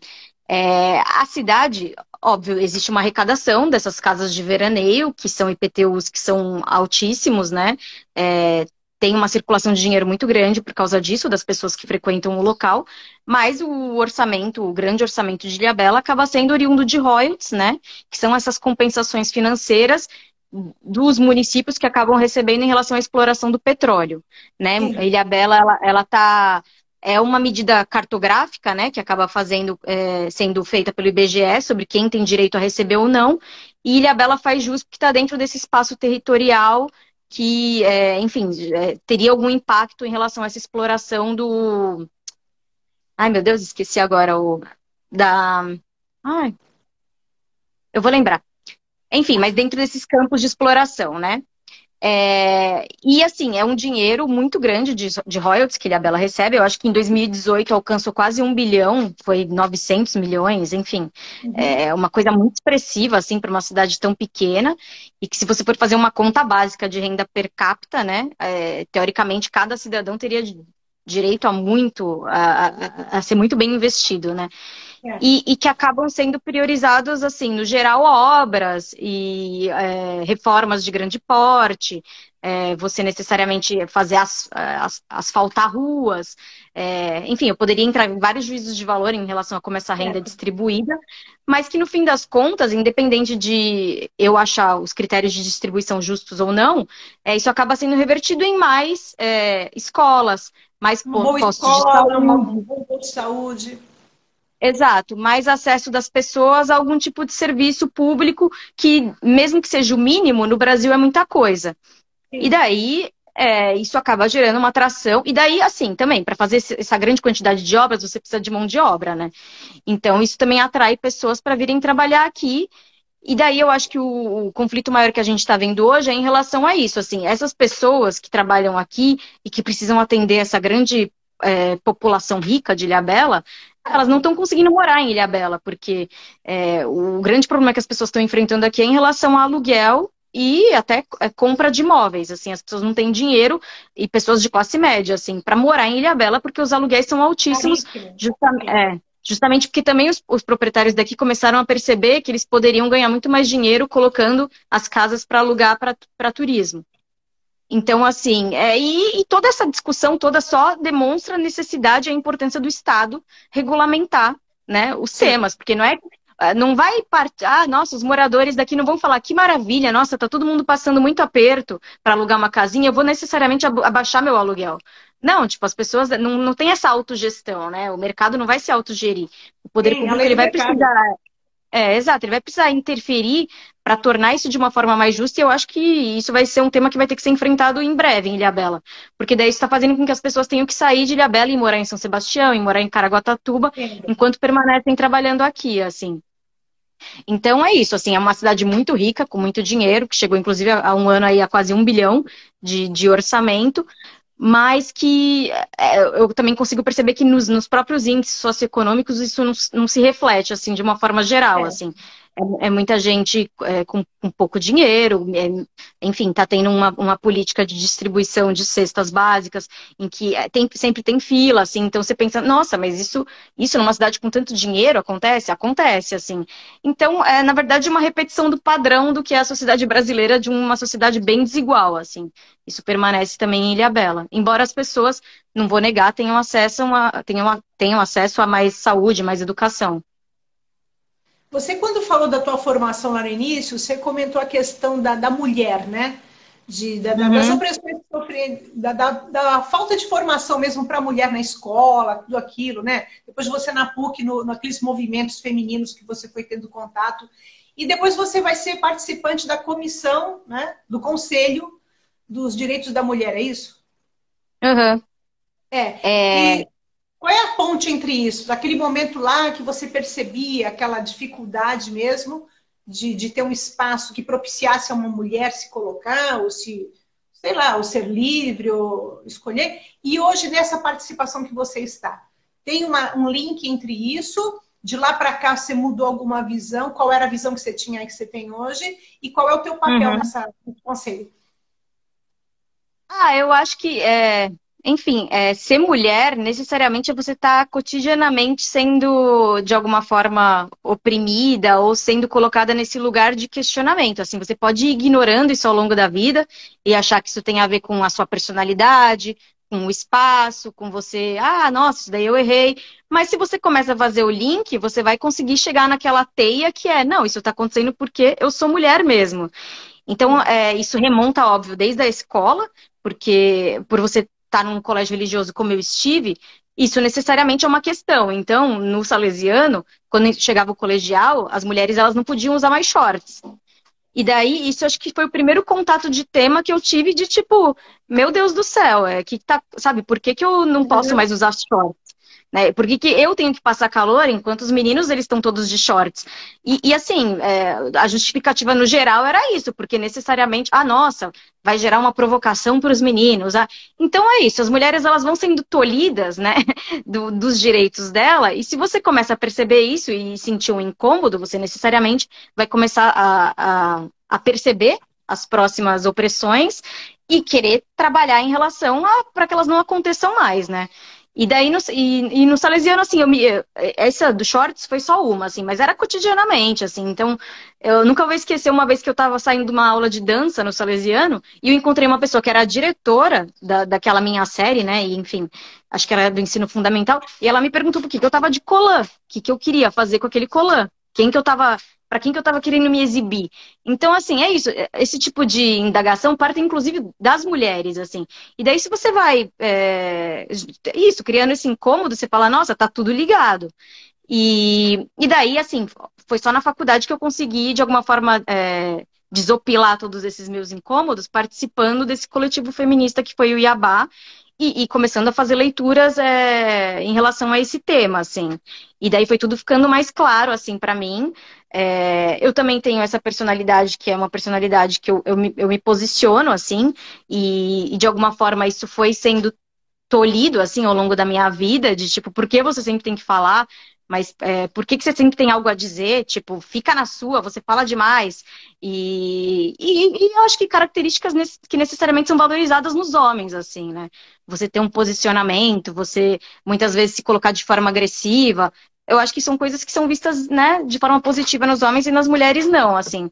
Então também partiu do lugar da minha personalidade para um lugar de coisas que eu fui vivenciando, assim, e que eu consegui concatenar estudando sobre o tema de tipo, não, eu não estou sozinha nesse lugar, isso é estrutural da sociedade, né? E daí você vai, enfim, entrar em todos os temas da divisão do mercado de trabalho, das mulheres, elas serem necessariamente colocadas nesse lugar delas terem que ser mães e gostarem de ser mães, e daí eu acho que, enfim, daí eu fui tendo esse contato com esses temas na faculdade, lendo diversas coisas sobre os direitos das mulheres, daí tem até uma leitura que eu fiz que foi bem significativa para mim, que foi ler o Caliban e a Bruxa, da Silvia Federici, não sei se você já leu, Márcia, que ela é uma autora italiana, que foi fazer esse resgate histórico sobre as mulheres que foram queimadas, né? E daí foi fazer toda essa ligação, que na verdade era uma tentativa de tirar o direito das mulheres, das parteiras principalmente, e esse direito das mulheres em relação à gestão dos corpos delas, né? E para confinar elas dentro de um espaço e para retirar as terras que elas tinham. Então, eu, na verdade, estou fazendo isso bem de forma superficial, assim. Mas eu fui tendo esse tipo de leitura ao longo da vida. E daí, assim, enfim, tudo isso para culminar agora no fato de eu participar do Conselho dos Direitos da Mulher.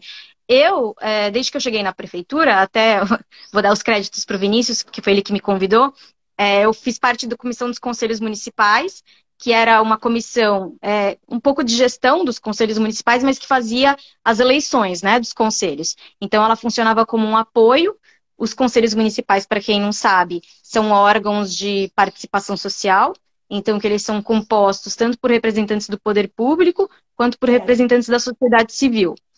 E daí os conselhos, enfim, varia de município para município, mas eles são sobre diversos temas, né? Então, desde assistência social, educação, conselho do meio ambiente, até, enfim, o conselho dos direitos da mulher. E daí, essa comissão em Ilhabela, ela é responsável por fazer a eleição, então, de quem vai participar da sociedade civil nesses conselhos, e também para funcionar como um órgão de apoio, assim, eventualmente o conselho tem uma dúvida de como tratar sobre algum tema, de como que ele pode fazer esse trabalho com o fundo que ele tem direito. Então, era um grupo de apoio, né, em relação a esses conselhos. E daí eu fiz parte durante, acho que foi quase 4 anos, assim, enfim, como eu também acredito muito em alternância de participação, eu senti a necessidade de sair para que outra pessoa pudesse ocupar esse espaço. E daí, assim, enfim, eu gosto de participar desses espaços, e daí eu pensei, então eu vou entrar agora no Conselho dos Direitos da Mulher, que as pautas atuais que estão trabalhando mais é em relação a essa casa-abrigo, né, para as mulheres que são vítimas de violência e não conseguem ter esse espaço de transição, né. Então, esse ciclo da violência doméstica, ele, na maior parte das vezes, ele na verdade, ele continua justamente porque a mulher não tem para onde ir, assim, também por causa de uma opressão econômica, que as mulheres, muitas vezes, elas acabam confinadas a um trabalho doméstico, né, e de cuidado dos filhos, então, necessariamente, ela não é remunerada para isso, então ela vai acabar dependendo economicamente daquela pessoa, do homem, que vai sair para trabalhar. Então, elas acabam retornando porque elas não têm para onde ir. Então, na verdade, essa pauta da casa-abrigo aqui é a atual que as meninas já estavam, né? A gestão passada já estava brigando e continua trabalhando com o poder público para que ela aconteça. E assim, ele também teve um trabalho em relação ao fluxo de atendimento aqui do SUS, justamente porque muitas vezes é isso, assim, você percebe que existe muita gente trabalhando naquele tema e com muita vontade e querendo resolver, e querendo ajudar, mas assim, por uma desorganização, assim, as coisas não acontecem. Então, elas também trabalharam muito nessa questão do fluxo, de como que tem que ser esse atendimento. A pessoa chega em qual espaço, e daí ela é direcionada para qual espaço. Então, também está acontecendo essa interlocução entre o poder público e o Ministério Público daqui, o Poder Judiciário, sobre qual que é a melhor forma de você direcionar essas mulheres para que elas tenham um pleno atendimento pelo poder público. Então, é esse tipo de tema. Assim. Qual O é o conselho percurso? também... A pessoa passa pela violência, quando ela se conscientiza ou se dá conta de que ela tem direito a uma proteção, a um reencaminhamento da vida, ela vai para a delegacia da mulher, ou ela vai num departamento da prefeitura que atende socialmente, com assistente social, com a psicóloga, eu não sei. Qual é o percurso do momento que a violência é deflagrada e ela se conscientiza e vai buscar ajuda? Eu acho que assim, esse é um dos problemas e também é uma das soluções, porque ela pode procurar espaços diversos, né? Ela tanto aqui em Ilhabela, principalmente, como é tudo muito pequeno, então muitas vezes essa mulher ela vai diretamente no Ministério Público, né? Que é o órgão responsável pela defesa da sociedade, também pela persecução criminal, né? Que é quem vai entrar com a ação contra aquele agressor. Então, mas eles também podem fazer esse primeiro contato de atendimento, mas ela pode chegar tanto no Ministério Público, quanto numa delegacia, quanto no próprio SUS, porque muitas vezes ela tá vítima de agressão e ela vai ter que ser socorrida, né? Então, na verdade, a construção desse fluxo, a partir desse momento inicial em que tem esse atendimento, como é que vai ser o andamento posterior, né? Porque uma violência, necessariamente, ela vai envolver diversos temas, que não é só aquela agressão física, né? Ela vai envolver um atendimento, ela vai envolver, enfim, o poder público tentando, de alguma forma, interferir nesse ciclo de violência para que aquela mulher não passe por aquilo de novo. Então, a discussão está sendo em como construir esse fluxo, né? Eu observo, assim, aqui na televisão, os relatos de feminicídio, as situações colocadas, né? E apesar de eu achar, isso é uma opinião pessoal, eu não tenho fundamentação científica, nem de pesquisa, nada, a minha percepção. De que aqui a violência é muito grande contra a mulher, apesar de me parecer que o ambiente social, a miséria é muito menos gritante. O sofrimento social tem muito a ver, não com a condição socioeconômica e de estudos, mas principalmente da atitude masculina, do poder, da propriedade, do controle do corpo e da mente da mulher, né? No caso do Brasil, a gente sabe que é muito mais complexo, né? Que envolve outros elementos, mas em Ilhabela especificamente, você viu, participando desse conselho, você viu repetir o padrão universal do tipo de domínio masculino sobre a mulher, ou aí tem algum aspecto diferenciado? Na verdade, eu entrei agora no começo do ano, né, no conselho, então eu não tive acesso a esses dados de forma específica.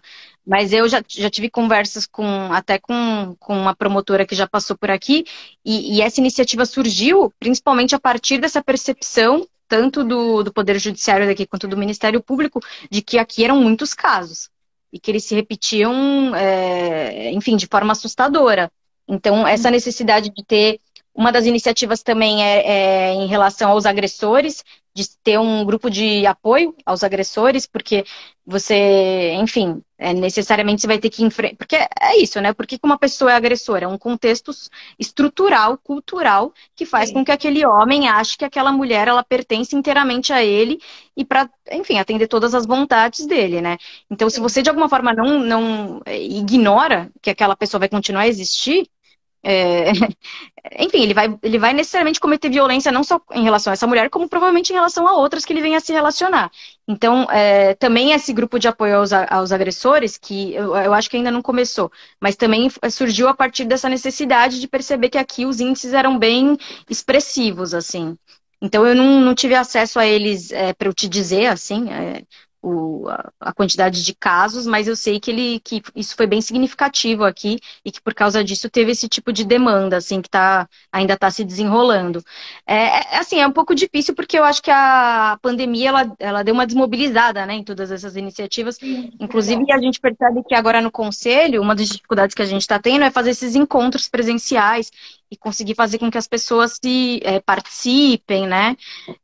Porque as pessoas estão deprimidas também por causa da pandemia, né? As pessoas estão enfrentando vários problemas econômicos. Então, é isso. Acho que um desafio também está sendo gerar esse engajamento em relação às pessoas que fazem parte dos conselhos para voltar a tomar frente, né? Isso está se repetindo também no Conselho da Mulher. Nesse aspecto do agressor é interessante, eu não tinha pensado nisso, né? Não deixa de ser uma tarefa também de uma ajuda, né? Psicológica e educativa para eles, né? Porque eles também não se veem em outros papéis, né? Sim. Meio que cristalizou aquela percepção de mundo, né?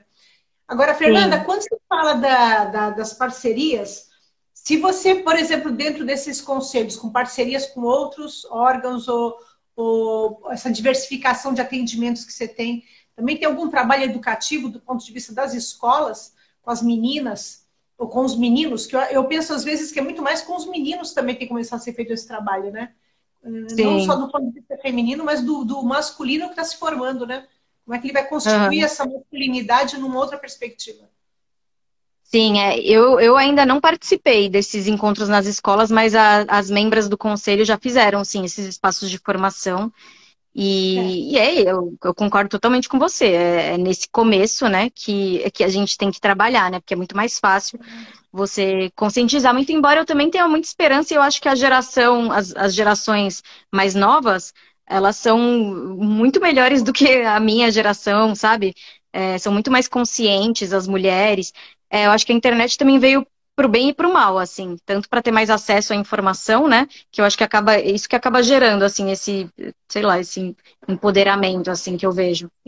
Eu tô falando isso porque, na verdade, eu fiz aula de circo com meninas muito mais novas do que eu, e eu falava, meu Deus, ela tá falando coisas que eu comecei a falar com 30 anos, assim, sabe, em relação à consciência dela enquanto mulher e tal. Então, eu tenho uma certa esperança, assim, de que essas gerações mais novas, e isso não ofusca a necessidade de você ter que trabalhar com elas e repetir, falar sobre esses temas, com certeza.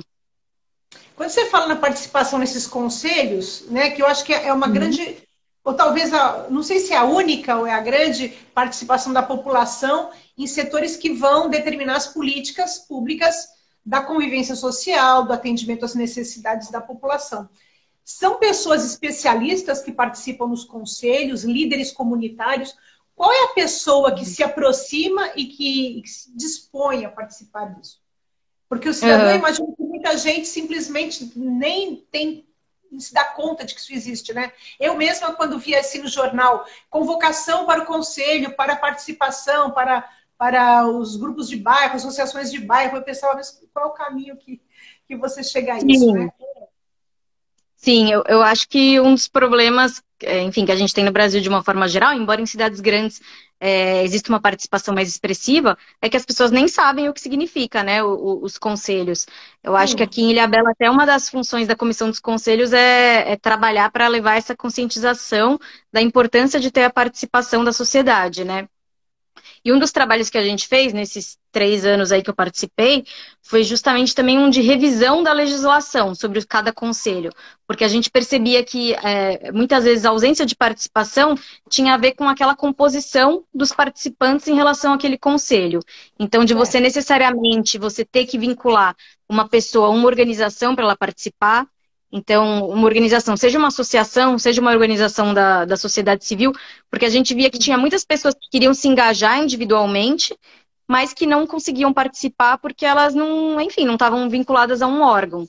Então, eu acho que tem esse trabalho de identificação, né, de quais são os atores, né, daquele local específico que querem participar no conselho.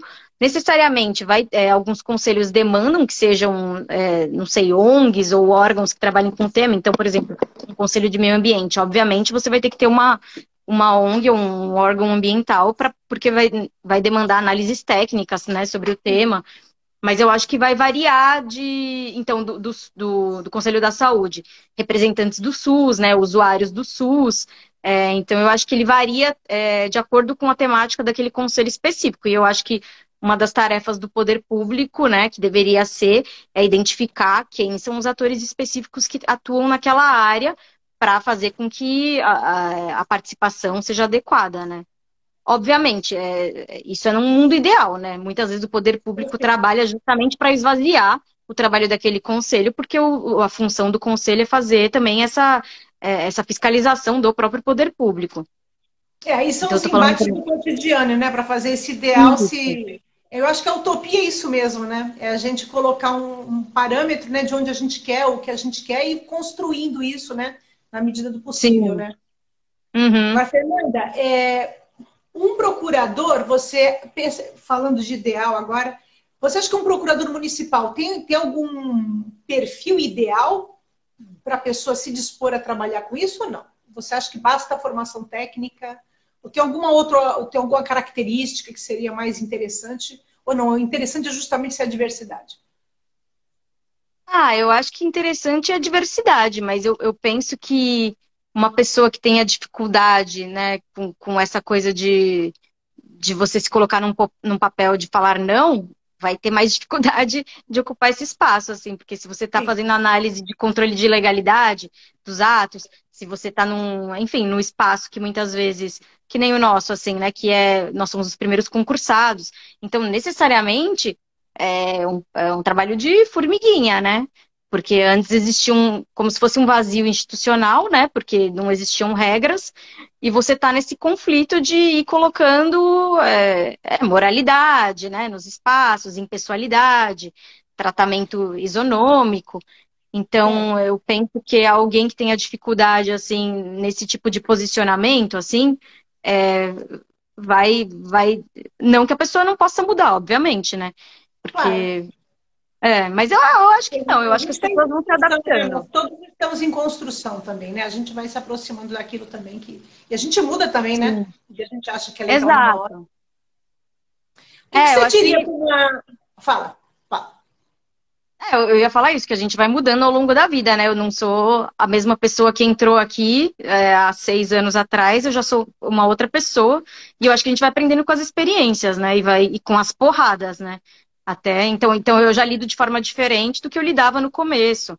Eu também já sou mais flexível do que eu era no começo em relação a algumas coisas, né? Então, eu acho que se a pessoa está Aprendendo. disposta a melhorar e a evoluir, ela vai melhorar em qualquer espaço.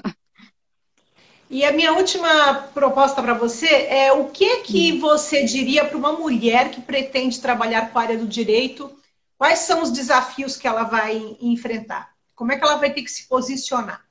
Tendo em vista essa tua visão mais Uhum. crítica sobre a condição da mulher na nossa sociedade contemporânea. Eu acho que não é nem só em relação ao direito, eu acho que, enfim, você pode ser atropelada em qualquer área que você resolva atrapalhar, né? Se você não tem essa consciência de que muitas das vezes das dificuldades que você vai estar enfrentando, ou de você ser colocada num papel profissional em que você seja vista como menor, ou de você ser interrompida quando você está falando em público, ou, enfim, dessas microviolências que a gente vivencia todo dia, se você não toma essa consciência de que aquilo está acontecendo porque você é mulher, tudo bem, você pode passar uma vida relacionando aquilo a características que sejam suas. Ai, nossa, o que eu fiz de errado? Ai, nossa. Mas é isso, assim, se você liga esse fio, eu acho que fica tudo mais fácil, assim. E daí você necessariamente vai querer trabalhar para que outras mulheres não vivenciem aquilo também. Então, da dificuldade que eu enfrento, assim, que eu acho, né, que é o maior problema, ver que a maioria das mulheres não identifica esse fio e não trabalham para ter um tipo de união, assim. Então, não é só eu que estou sofrendo machismo no meu trabalho, são todas as mulheres que trabalham junto comigo. Óbvio, vai depender dos papéis que elas ocupam de trabalho. Mas se todas tivessem essa consciência, né, eu acho que a gente conseguiria estabelecer uma solidariedade e uma ajuda mútua, que é muito mais fácil do que se eu estiver falando sozinha, né, e ser vista como apenas uma pessoa que é briguenta, que é chata, que nossa, por que você tem que falar disso o tempo inteiro? Entendeu? Então, eu acho que é mais isso, assim, é esse papel É isso que a Fernanda está reflexivo de tipo, falando, não. eu senti na pele a vida inteira.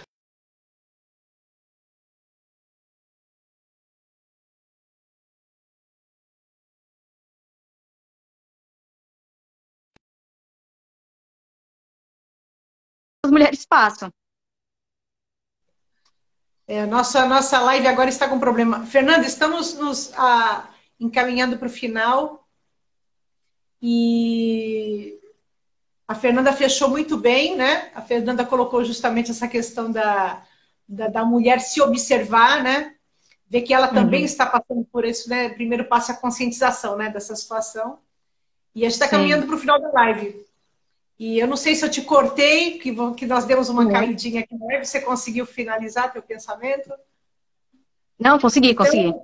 Então vamos nos caminhando para o final. Eu quero primeiro agradecer muito a você e dizer que você é uma pessoa que eu gosto muito, não é só porque é minha nora, claro que por ser minha nora já é uma coisa que colabora muito para esse amor que eu tenho por você, essa admiração, mas você tem uma importância enquanto mulher na minha vida, porque eu também sou uma mulher que pouco se questionou sobre essa posição. Eu achava que eu era muito crítica, que eu era muito consciente, mas quando eu te conheci, eu comecei a olhar coisas na minha vida que eu deixei batido. Então, o preconceito em mim é muito grande ainda, sabe? Eu sou muito preconceituosa. Eu me lembro de nós buscarmos vocês no trem, na estação de trem, para trazer aqui para casa. E tinha uma moça atravessando a avenida com um shortinho curto, meio arrastão, com os seios assim meio de fora, toda vestida de preto. Ela estava alterada, né? Não sei por qual situação, se era um problema, um sofrimento ou uma substância, o que era. E na hora que ela foi atravessar, eu apontei para ela e falei, mãe, essas meninas passam aí à noite se divertindo e agora... E você falou para mim, não, mas não necessariamente a gente pode julgar, porque realmente aqui na região muitas moças trabalham na rua e eu olhei a moça e já julguei, sabe? Eu pré-julguei. E você falou para mim, não necessariamente. A gente, né, a mulher pode sim, a qualquer hora do dia, usar a roupa que ela quiser. Então, a mulher pode ser o que ela quiser, né? E é uma coisa que eu não me dei conta. Então, eu trago também em mim esse preconceito, muitas vezes, sabe? De estar olhando as pessoas, de estar pré-julgando. E aquilo que você falou, quer dizer, eu não me dei conta ainda de que isso é porque ela é mulher. E que eu, como mulher, olhei para ela de um jeito machista. E isso eu só aprendi com você, né? E o meu filho também, que é o seu companheiro de vida, o seu marido, ele também tem essa visão, sabe? Essa coisa de ser um homem praticamente não binário, no sentido de que ele realmente olha o outro ser humano, e eu não. Eu ainda olho homens e mulheres e tenho essa dificuldade que você me abriu os olhos, sabe? De estar olhando a pessoa com um novo olhar, que eu não tinha. Então, eu agradeço muito a você por essa contribuição para a minha vida. Então, por isso eu tenho muita admiração por você ser. Assim como você olha para as meninas lá, que já você olha para elas e tem esperança, porque elas já estão muito à frente, que você aprende com elas, eu também posso dizer isso com você. Eu também aprendo muito com você. Então, te agradeço muito por essa presença na minha vida, enquanto uma possibilidade também de eu crescer. Muito obrigada. Não, eu fico muito feliz com as palavras, Márcia, mas eu só ia complementar falando que, na verdade, você também foi vítima de um sistema que é todo estruturado e feito com que a gente fique o tempo inteiro apontando o dedo umas para as outras e se julgando, né? Então, na verdade, também quando a gente reproduz, é isso, é porque a gente é ensinado o tempo inteiro a reproduzir essas coisas. Mas obrigada, eu fico muito feliz com as palavras, Márcia. Também aprendo muito com você, inclusive é como ser uma pessoa mais dialógica, que muitas vezes eu tenho dificuldade, assim, eu sou um pouco um rolo compressor, assim, de opiniões, e eu aprendo muito com você e eu gostei muito de participar aqui. Acho seu canal uma iniciativa muito legal e eu tô em falta, eu só vi 4 por enquanto. Vou pegar minhas férias para assistir as outras agora. Tá bom. E eu te agradeço muito e agora eu desejo que você tenha um resto de dia excelente. Manda um beijão aí pro filhão e você fica também com um beijo no seu coração. Mando sim, um beijo para todos aí também. Obrigada, viu, Márcia? Bom dia. Agora, agradecer a todo mundo que está aqui. Temos 8 bravos companheiros que estão conosco. Eu desejo a todos vocês um excelente dia. Fiquem com Deus, estejam bem. E não esqueçam de se inscrever no canal lá, Márcia Heloísa Conte Sua História. Um beijo no coração de todo mundo e até a próxima live. Beijo, gente. Obrigada pela participação. Tchau.